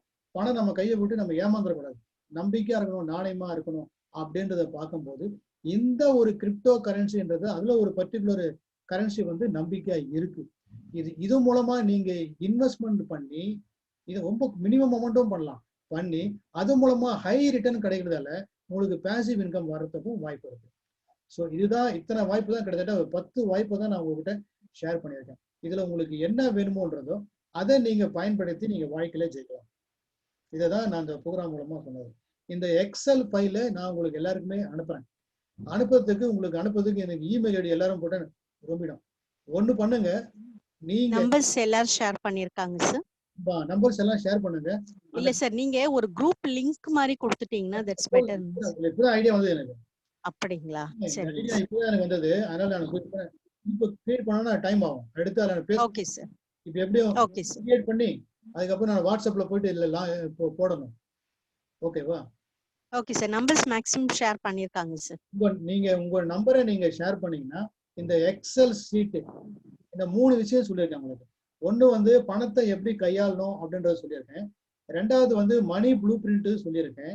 3வது வந்து என்னென்ன பிசினஸ் ஆப்பர்ச்சுனிட்டிஸ் இருக்கு, சிம்பிளா ஒரு சின்ன இன்வெஸ்ட்மெண்ட் பண்ணி நம்பிக்கையா நம்ம பணத்துக்கு எந்த ஒரு சேதாரமே இல்லாம அதிக பணத்தை எப்படி நம்மளால இந்த ஹை ரிட்டர்ன் எப்படி கொண்டு வரணுன்றதுக்கு இப்ப இருக்கிற லேட்டஸ்ட் டெக்னாலஜி என்னன்றதும் எல்லாமே சொல்லியாச்சு. இதுல நீங்க இந்த இடத்துல நீங்க ஸ்மார்ட்டா பிஹேவ் பண்ண வேண்டியதுதான் உங்களுடைய வேலை. எனக்கு தெரிஞ்ச விஷயங்களை கலெக்ட் பண்ணி நான் உங்கள்கிட்ட சொல்லியிருக்கேன். இது எல்லாமே நான் உங்களுக்கு ஈவன் இந்த எல்லா இன்ஃபர்மேஷனும் வேணும்னா உங்க நம்பரை இதுல ஷேர் பண்ணீங்க. யாரெல்லாம் ஷேர் பண்ணலையோ அவங்களாம் பண்ணுங்க. நீங்க நைட்டே அனுப்புறேன். ரொம்ப நம்பர் ஷேர் பண்றவங்க உங்க நேமும் மென்ஷன் பண்ணி பண்ணினீங்கன்னா ரொம்ப ஹெல்ப்ஃபுல்லா இருக்கும். உங்க நேம் மென்ஷன் பண்ணி பக்கத்துல நம்பர் ஷேர் பண்ணுங்க. ஓகே போட்டுருங்க. ஸோ இப்போ நான் சொன்னது ஏதாவது டவுட் இருந்தா நீங்க கேட்கலாம்.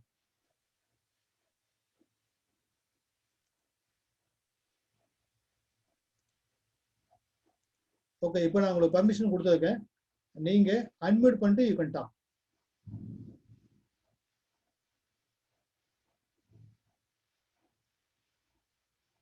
ஏதாவது டவுட் இருந்தா கேட்கலாம். இல்ல சார் ரொம்ப சிந்திக்க வச்சிச்சு, நீ யோசிக்கணும் sir night. Okay, I want 4 feedbacks from you. பேசலாமா?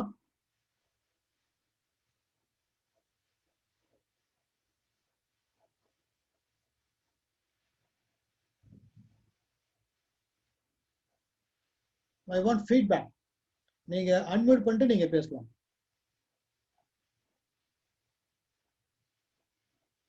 You unmute and talk.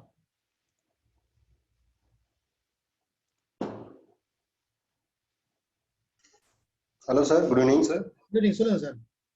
Sir ஆக்சுவலா நீங்க ஒன்று சொல்லிருந்தீங்க, கோல்டு விஷயத்துல சொல்லியிருந்தீங்க, இன்வெஸ்ட்மெண்ட் பண்ணுன்னு சொல்லியிருந்தீங்க. ஆமா. அது ஆக்சுவலா வந்து 64 ரிட்டர்ன்ஸ் வந்து 64% வரும்னு சொல்லியிருந்தீங்க. இது வந்து பேங்க்ல கோல்டு லோன் பாலிசின்னு இருக்கா? அங்கல நான் பிரைவேட்டா கோல்டு காயின்ஸ் வாங்கி சேவ் பண்ணும். இல்ல கோல்டு பாண்ட் வாங்கிங்க. எங்க சார் அது? கொஞ்சம் நீங்க கவர்மெண்ட்ல இருக்க கோல்டு பாண்டு, கோல்டு காயின் நல்லா ஞாபகம் வச்சுங்க. ஆபரண தங்கமா நீங்க போய் கடையில போய் வாங்குனீங்கன்னா 30% உங்களுக்கு லாஸ். Yes sir. அதே நீங்க கவர்மெண்ட்ல கோல்டு பாண்டை வச்சுக்கிங்க, வச்சுட்டு கோல்டு பாண்டை நீங்க ரிட்டர்ன் பண்ணிக்கீங்க. இல்ல கோல்டு காயினை வாங்கிக்கிங்க. கோல்டு காயின் வாங்கி ஆபரணமா வாங்குறது நமக்கு லாஸ். நீங்க நகை கடைக்காரனா பழைக்க வைக்கிறீங்க. Yes sir, yes sir, yes sir. Sir ஆக்சுவலா வந்து சொல்லுங்க சார். உங்களுக்கு ஆனா அதுக்காக நம்ம ஆபரண தங்கம் இல்லாம இருக்க முடியாது. நமக்கு தேவையான அளவுக்கு கையில விரல்ல மோதிரம் 2 விரல்ல ஒரு பிரேஸ்லெட், ஒரு செயின் போதும். எல்லாத்தையும் ஆபரணமா வாங்க வேண்டாம். கோல்டு பிஸ்கெட்டா வாங்கி வச்சீங்க. சரி சார், சரி. அப்ப என்னன்னா ஒரு லாஸ் கிடையாது. இல்ல ஆபரணமா வேணா செய்கூலி சேதாரம் போதும். இல்ல எஸ் சார், எதுக்கு வேஸ்ட் ஆகும்? நம்மளே சிறுக சேர்க்கணும். அப்ப இது யோசிக்கணும். இது யாரும் கத்து கொடுக்க மாட்டேன்றாங்க. அடிப்பட்ட பேர் தான் தெரியுது. அடிப்படை தான் நான் உங்கள்கிட்ட ஷேர் பண்றேன். Yes sir, yes sir. Sir ஆக்சுவலா நீங்க சொல்றது வந்து கோல்டு வாங்கி வந்து இது ஒரு எமர்ஜென்சி டைம்ல அதை வந்து ஒரு விஷயம் வச்சுக்கலாம். எமர்ஜென்சி டைம்ல வந்து அந்த பிஸ்கெட்டை மாத்த முடியும்னா வந்து பாசிபிலிட்டி ரொம்ப. பிஸ்கெட்டை மாத்த வேணாம். நீங்க ஒண்ணு வேணாம். நீங்க பேங்க்ல வந்து நீங்க அடமான வைங்க. பியூர் கோல்டு இல்ல, கோல்டு யாருமே விற்க மாட்டாங்க. அதை மறுபடியும் எத்தனை தடவை அது வேல்யூ கூட எவ்வளவு வட்டி கட்டினாலும் அதை விற்க மாட்டாங்க. அது மறுபடியும் எமர்ஜென்சி கேஷ். நீங்க வாங்கிங்களா, அர்ஜென்ட்டா பணம் தேவைப்படுதா, பேங்க்ல எல்லாம் எத்தனையோ மனப்புறம் அது மாதிரி எவ்வளவோ இருக்குது. வச்சீங்கன்னா உடனே கொடுக்க போறான். ஒரு நாளைக்கு பணம் தேவை, 2 நாளைக்கு பணம் தேவை. அதுக்கு வட்டியை கட்டு உடனே எடுத்துருங்க. Safe investment. ஓகேவா? Right, okay. நெக்ஸ்ட் அடுத்தது ஃபீமேல் சைடுல இருந்து யாராவது பேசலாம்.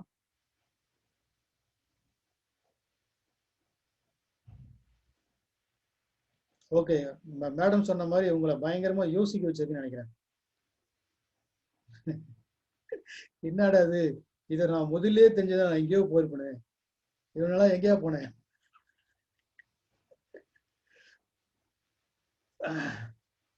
ஓகே ஓகே சரி, க்ளோஸ் பண்ணிடலாமா? மேடம் நீங்க பேசுறீங்க கேட்கல.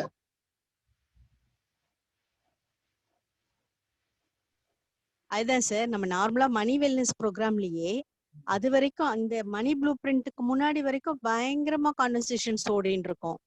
என்னைக்கு மணி ப்ளூ பிரிண்ட் எடுக்கிறீங்களோ அன்னைக்கு வந்து பாத்தீங்கன்னா எல்லாருமே அமைதியாயிடுவாங்க. ஏன்னா உள்ளுக்குள்ள அவங்களை தட்டி விட்டுட்டீங்க. இது வரைக்கும் யோசிக்காத பாயிண்ட் ஆஃப் வியூல அவங்களை யோசிக்க வைக்கிறதுனால அவங்களுக்கு ஒரு இப்போதைக்கு எப்படி இருக்குன்னா மைண்ட் செட் அந்த மாதிரி இருக்கு. ஓகே, இப்போ வந்து நான் உங்களுக்கு வந்து ஒரு ஒரு லா ஆஃப் அட்ராக்ஷன் டெக்னிக் ஒன்று கற்றுக் கொடுக்குறேன். அதை யூஸ் பண்ணுங்க, சூப்பர் ஆகும். Okay okay right. எல்லாமே என்ன பண்ணுங்க, நான் சொல்றதை மட்டும் கேளுங்க, கண்ணை மூடிங்க, காது மட்டும் என்கிட்ட கொடுங்க. Close your eyes, just close your eyes. நான் என்ன சொல்றேனோ அதை மட்டும் நீங்க காது மட்டும்தான் கேட்கணும், மற்ற எல்லாம் ஷட்.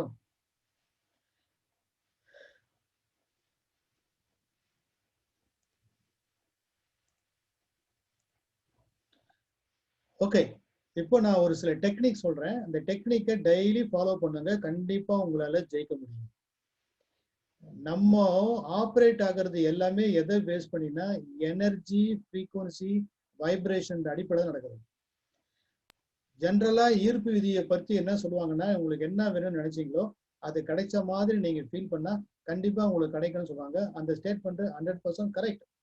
ஆனா அதுல உள்ளுக்குள்ள இன்னடா என்ன இருக்குன்னா, நீங்க எது வேணும்னு நினைச்சீங்களோ அதை மைண்டை கண்டிஷன் பண்ணி அதை கிடைச்ச மாதிரி நீங்க கண்டிஷன் பண்ணி நினைக்கும் போது தான் பிரச்சனை. அதை கண்டிஷன் பண்ணாம நீங்க அதை கிடைச்சிட்டா அதனால ஏற்படக்கூடிய அந்த வைப்ரேஷன், அந்த ஃபீலிங்கை நீங்க ஃபீல் பண்ண ஆரம்பிச்சீங்கன்னா அதுவே என்ன மனுஷன் வந்து ஒரு செல்போன் கோபுரம் மாதிரி. இந்த மனுஷன் தான் சிக்னலை ரிசீவ் பண்றான். இந்த மனுஷன் தான் தனக்குள்ள இருக்கிற இன்ஃபர்மேஷனை பிராட்காஸ்ட் பண்றான் பிரபஞ்சத்துக்கு. இந்த பிரபஞ்சத்துல நீங்க எந்த இன்ஃபர்மேஷனை கொடுக்குறீங்களோ அதுக்கு அதே மாதிரி இன்ஃபர்மேஷனை உங்களுக்கு மறுபடியும் உங்களுக்கு அனுப்புது. ஆனா நாம எப்பவுமே நம்ம எந்த மாதிரி விஷயங்களை வெளிப்படுத்துறோம்னா துன்பம், துயரம், கஷ்டம், நஷ்டம், பிரச்சனை, இதையே அதாவது ஒரு மனுஷனுக்கு ஒரு நாளைக்கு 12,000 இருந்து 60,000 தாட்டு வருது. அந்த தாட்ல 80% வந்து நெகட்டிவ் தாட்டா இருக்கு, 95% ரிப்பீட்டட் தாட்டா இருக்கு. எந்த ஒரு விஷயத்த தொடர்ந்து நீங்க அதையே கவனத்தை நீங்க செலுத்துறீங்கன்னா கண்டிப்பா ஜெயிப்பது நிச்சயம். ஒரு கிரிக்கெட்டர் எடுத்தோம்னா அந்த கிரிக்கெட்டரு ஒரு நாளை பொழுதுல அவர் மனசு ஃபுல்லா நான் 6, 4 பவுண்டரி இதைதான் அடிக்கிறேன்னு அவர் மனசுல இப்படியே மனதில் பண்ணும்போது அவர் ரெக்கசல் பண்ணி பார்த்தாருன்னா நெக்ஸ்ட் டே ஃபீல்டுல வந்து பேட்டை பிடிக்கும் போது அவருக்கு அது மட்டும்தான் ஃபீலிங் ஓடுமே தவிர வேற எந்த சிந்தனையும் வராது. அதனால தான் நாட் ஓன்லி கிரிக்கெட்டர், எந்தெந்த துறையில யாரெல்லாம் சிறந்து விளங்கணும்னு நினைக்கிறாங்களோ அவங்கள even take musician, even take இளையராஜாவா இருக்கட்டும், இல்லை ஏஆர் ரகுமா இருக்கட்டும், அவங்களுடைய துறையில அவங்க சிறப்பா இருக்கிறதுக்கு காரணம்னா அவங்களுடைய தாட்டு கிட்டத்தட்ட மேக்சிமம் எதை டாமினேட் பண்ணியிருக்கோம்னா அவங்க எந்த துறையை பத்தி சாதிக்கிறதுல சாதிச்ச மாதிரி அதுல ஒரு கனவு காண்றாங்க. அதுதான் அப்துல் கலாம் ஐயா சொன்னாரு, கனவு காணுங்கள்னு. அப்போ நீங்க அதை பத்தியே தீவிரமா 60,000 தாட்ல கிட்டத்தட்ட 80% உங்க தாட்டு வந்து ரிப்பீட்டடா நீங்க சாதிச்ச எது வேணும்னு நினைச்சீங்களோ அதை அச்சீவ் பண்ண மாதிரி தொடர்ந்து நீங்க மனசுல அந்த எண்ணங்கள் வைப்ரேட் ஆச்சுன்னா அப்ப என்ன ஆகுதுன்னா நம்முடைய தாட் ஃபீலிங் வந்து ஒரு அதிர்வா மாற்றப்பட்டு அந்த அதிர்வுகள் பிரபஞ்சத்துக்கு போய் அது மறுபடியும் ரிவர்ஸ் நம்ம கிட்ட நமக்கு என்ன கேட்டோமோ அது திரும்பி மறுபடியும் நம்ம கிட்ட வருது. அப்போ நமக்கு எப்படி கிடைக்கும் அப்படின்னா அது சம்பந்தப்பட்ட ஐடியாக்கள் வரும். இப்போ ஃபார் எக்ஸாம்பிள் உங்களுக்கு அர்ஜென்ட்டா ஒரு 10,000 ரூபாய் வேணும் அப்படின்னா 10,000 ரூபாய்க்கு ஒரு கமிட்மெண்ட் வந்துட்டால் 10,000 ரூபாய் கமிட்மெண்ட் நான் என்ன பண்ண போறேன்னு தெரியல, எப்படி கிடைக்க போறோம், அவ்வளவுதான் மாட்டினேன், நான் மானம் போகுது, எனக்கு அசிங்கப்பட போறேன் அப்படின்னு உங்க எண்ணங்கள் ஃபுல்லா அதான் இருந்தால் அதான் நடக்கும். ஏன்னா நீங்க எந்த உணவுகளை வெளிப்படுத்துறீங்களோ அது ஒத்த உணவு தான் வரும். அப்போதான் உங்களுக்கு பிரச்சனை மேலும் மேலும் பிரச்சனை வரும். நீங்க நினைப்பீங்க என்னடா நமக்கு தொடர்ந்து பிரச்சனை வந்தேன், தொடர்ந்து பிரச்சனை வர்றதுக்கு காரம், நேரம், காலம், ஜோசியம், ஜாதகம் அதெல்லாம் இல்லை. நம்மளுடைய எண்ணங்கள் நெகட்டிவாவே நினைக்கிறதால நெகட்டிவே நம்ம அட்ராக்ட் பண்றோம். அதே மாறா 10,000 கமிட்மெண்ட், ஓகே நாளைக்கு தானே 24 மணி நேரம் டைம் வருது, கண்டிப்பா எனக்கு அது கிடைச்சிருச்சு, அந்த கமிட்மெண்ட்டை முடிச்சுட்டேன், I am feeling very happy அப்படி நீங்க ஃபீல் பண்ணி நீங்க வைப்ரேட் பண்ற அந்த வைப்ரேஷன் வந்து பாசிட்டிவா இருக்கும் பொழுது நீங்க பாசிட்டிவா நீங்க அட்ராக்ட் பண்றீங்க. இதுதாங்க சூட்சுமம். இந்த சூட்சுமத்தை கற்றுக் கொடுக்கறதுக்கு தான் நானே வந்து இதை வாட்ஸ்அப் மூலமாகவும் ஜூம் மூலமாகவும் தனிநபர் பயிற்சியாகவும் இதை புக் பண்றேன்.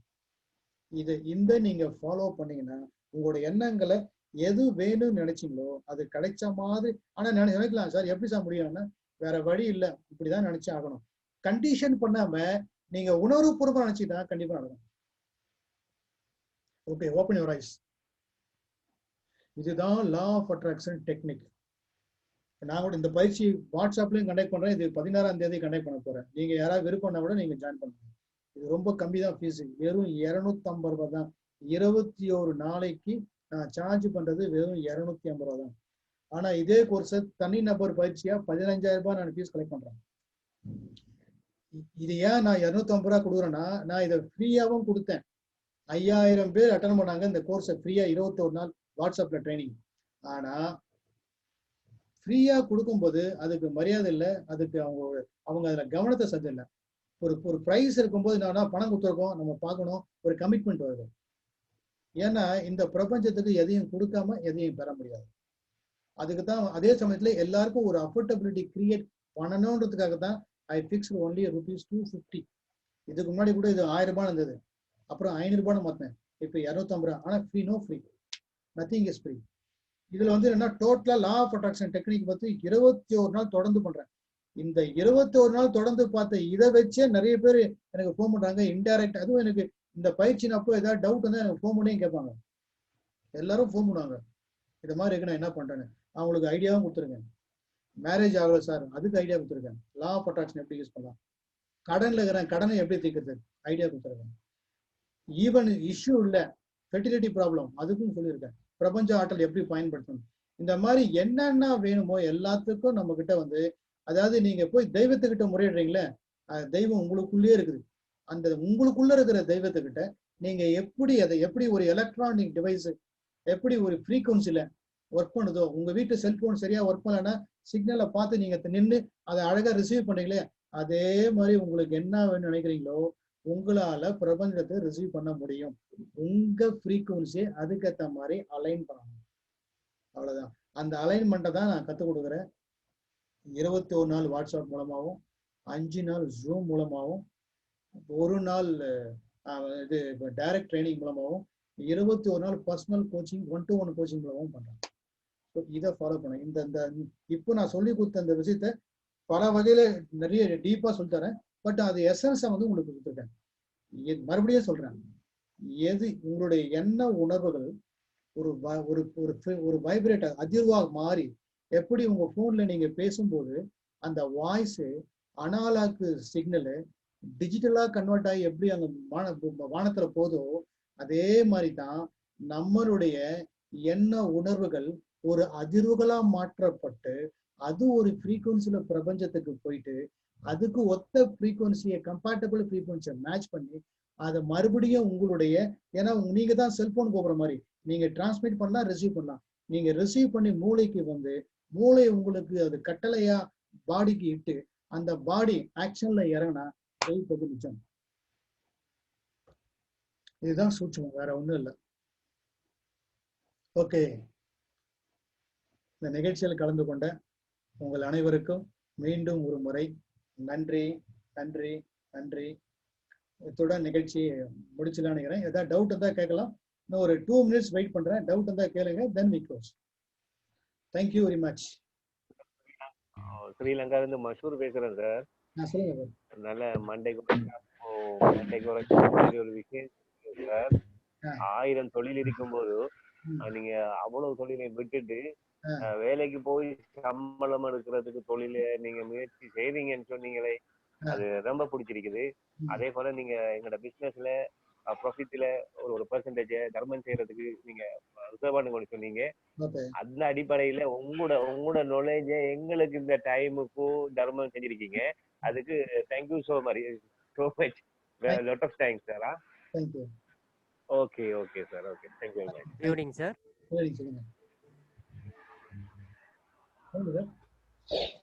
Good evening sir. Sir, course நல்லா எல்லா இதுவும் தெளிவாக சொன்னீங்க. இப்போ இதில் இந்த செகண்ட் பேசிவ் இன்கம்ஸில் வந்துட்டு இந்த shares, mutual fund, crypto currency, இது பற்றி டீட்டெயில்ஸ் வந்து எப்படி அப்ரோச் பண்ணலாம் சார்? எனக்கு கேளுங்க, நான் உங்களுக்கு சொல்கிறேன். உங்களுக்கு அது மாதிரி இருந்தாக்கா நான் உங்களுக்கு வழிகாட்டுறேன். உங்களுக்கு ஓகே சார். நீங்கள் டைரெக்டாக எனக்கு கால் பண்ணலாம். என்னுடைய நம்பர் நோட் பண்ணிங்க. இருக்கு சார், ஆல்ரெடி நான் லா ஆஃப் அட்ராக்ஷன் வந்திருக்கேன் சார். ஆமாம் ஆமாம். தேங்க்ஸ் டு யூடிவர் சார். குரூப்ல போடுங்க சார். வணக்கம். வணக்கம், சொல்லுங்க சார். வணக்கம் சார். கிளாஸ் வந்து ரொம்ப ரொம்ப யூஸ்ஃபுல்லா இருந்தது சார். ரொம்ப எப்படி சொல்றேன், ரொம்ப சந்தோஷமா இருந்தது, ரொம்ப மகிழ்ச்சியா இருந்தது உங்களுடைய கிளாஸ்ல. எனக்கு வந்து பாத்தீங்கன்னா அந்த பாசிவ் இன்கம் அப்படின்ற ஒரு விஷயம் வந்து எனக்கு செட்டே ஆக மாட்டேங்குது. ஸோ அதை பத்தி தான் நான் அதிகமாக திங்க் பண்ணிட்டு இருந்தேன். நார்மலா வரக்கூடிய இன்கம் சோர்ஸ், நம்ம பிஸ்னஸ் பண்றது, இது எல்லாமே நல்ல சக்சஸ்ஃபுல்லா போயிட்டு இருக்கு. ஸோ இந்த பாசிவ் இன்கம்க்கான ஒரு ஐடியா வந்து உங்க கிளாஸ் அட்டென்ட் பண்றது மூலியமா எனக்கு கிடைச்சிருக்கு. நீங்க சொல்ற அந்த கிரிப்டோ கரன்சியா இருக்கட்டும், ஷேர்ஸா இருக்கட்டும், இதெல்லாம் நான் நிறைய கேள்விப்பட்டிருக்கேன். ஸோ அதே மாதிரி நல்ல ஒரு ஃபினான்சியல் அட்வைசர் கூட ஒரு கிளாஸ் ஒன்று எடுத்தாரு. சேம் டைட்டில் வந்து பாத்தீங்கன்னா 1 கோடியை உருவாக்குவது எப்படின்ற டைட்டில் எடுத்தாங்க. அதுலயும் நிறைய பேசினாங்க. ஸோ எனக்கு அதுல மட்டும் வந்து பாத்தீங்கன்னா எனக்கு இன்ட்ரெஸ்ட் சரியா வரல. இப்போ நீங்க கிளாஸ் எடுத்து இப்போ எனக்கு முன்னாடி பேசினவருக்கு நீங்க ஒரு பதில் ஒன்று சொல்லியிருந்தீங்க, நான் உங்களுக்கு கைட் பண்றேன், நான் உங்களுக்கு அட்வைஸ் பண்றேன்னு சொல்லிட்டு. அந்த பதில் எனக்கு ரொம்ப பிடிச்சிருக்கு. உங்க கூட 21 days டிராவல் பண்ண போறேன். நான் ஆக்சுவலி அந்த LOA கிளாஸ் ஜாயின் பண்ணியிருக்கேன். ஸோ பெரும்பாலும் வந்து லா ஆஃப் அட்ராக்ஷன் கிளாஸ் பொறுத்தவரை நமக்கு நல்ல ஒரு எனர்ஜி கிடைக்கும். ஸோ அதோடு சேர்ந்து ஒரு கைடன்ஸ் கிடைக்குதுன்றது ஒரு பெரிய விஷயம் சார். ஸோ உங்க கிளாஸ்ல வந்து எனர்ஜி பிளஸ் கைடன்ஸ் ரெண்டுமே கிடைக்கும் நான் முழுமையா நம்புறேன்.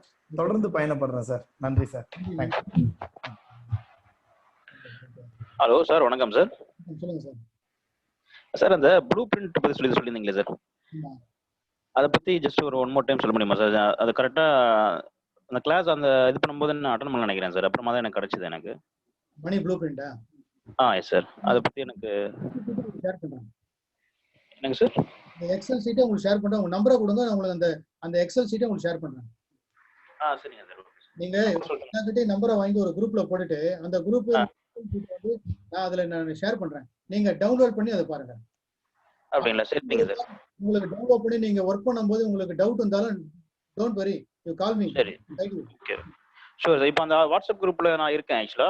போதுங்களா இல்ல நான் அந்த குரூப்ல சென்ட் பண்ணுவீங்களா இல்ல தனியா நம்பர் சொல்லிட்டுங்களா சார் அனுப்பணுமா சாட்ல? இப்போ நீங்க சாட்ல போடுங்க, நம்பர் போடுங்க.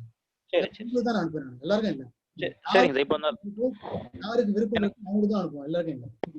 சரிங்க சார். ஓகே, நான் சாட்ல போடுறேன் சார். அப்போ அந்த லா ஆஃப் அட்ராக்ஷன் கிளாஸ் சொன்னீங்கல்ல, அது வந்து ஆக்சுவலி 21 days கிளாஸுங்களா சார்? இது 21 days daily ½ an hour.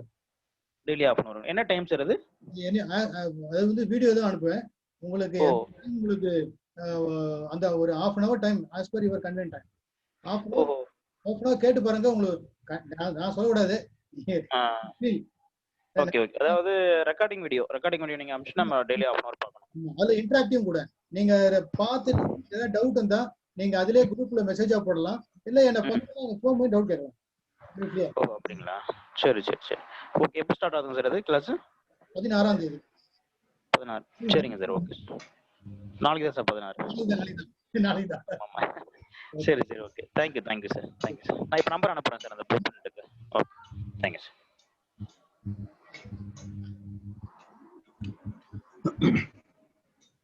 Okay right. Okay sir. Anbarasu Dharmapuri 100 கோடி. 100 கோடி சொல்லுங்க சார். மணி வெல்னஸ் கிளாஸ் எப்ப சார் ஆரம்பிக்க போறீங்க? மணி வெல்னஸ் கிளாஸா?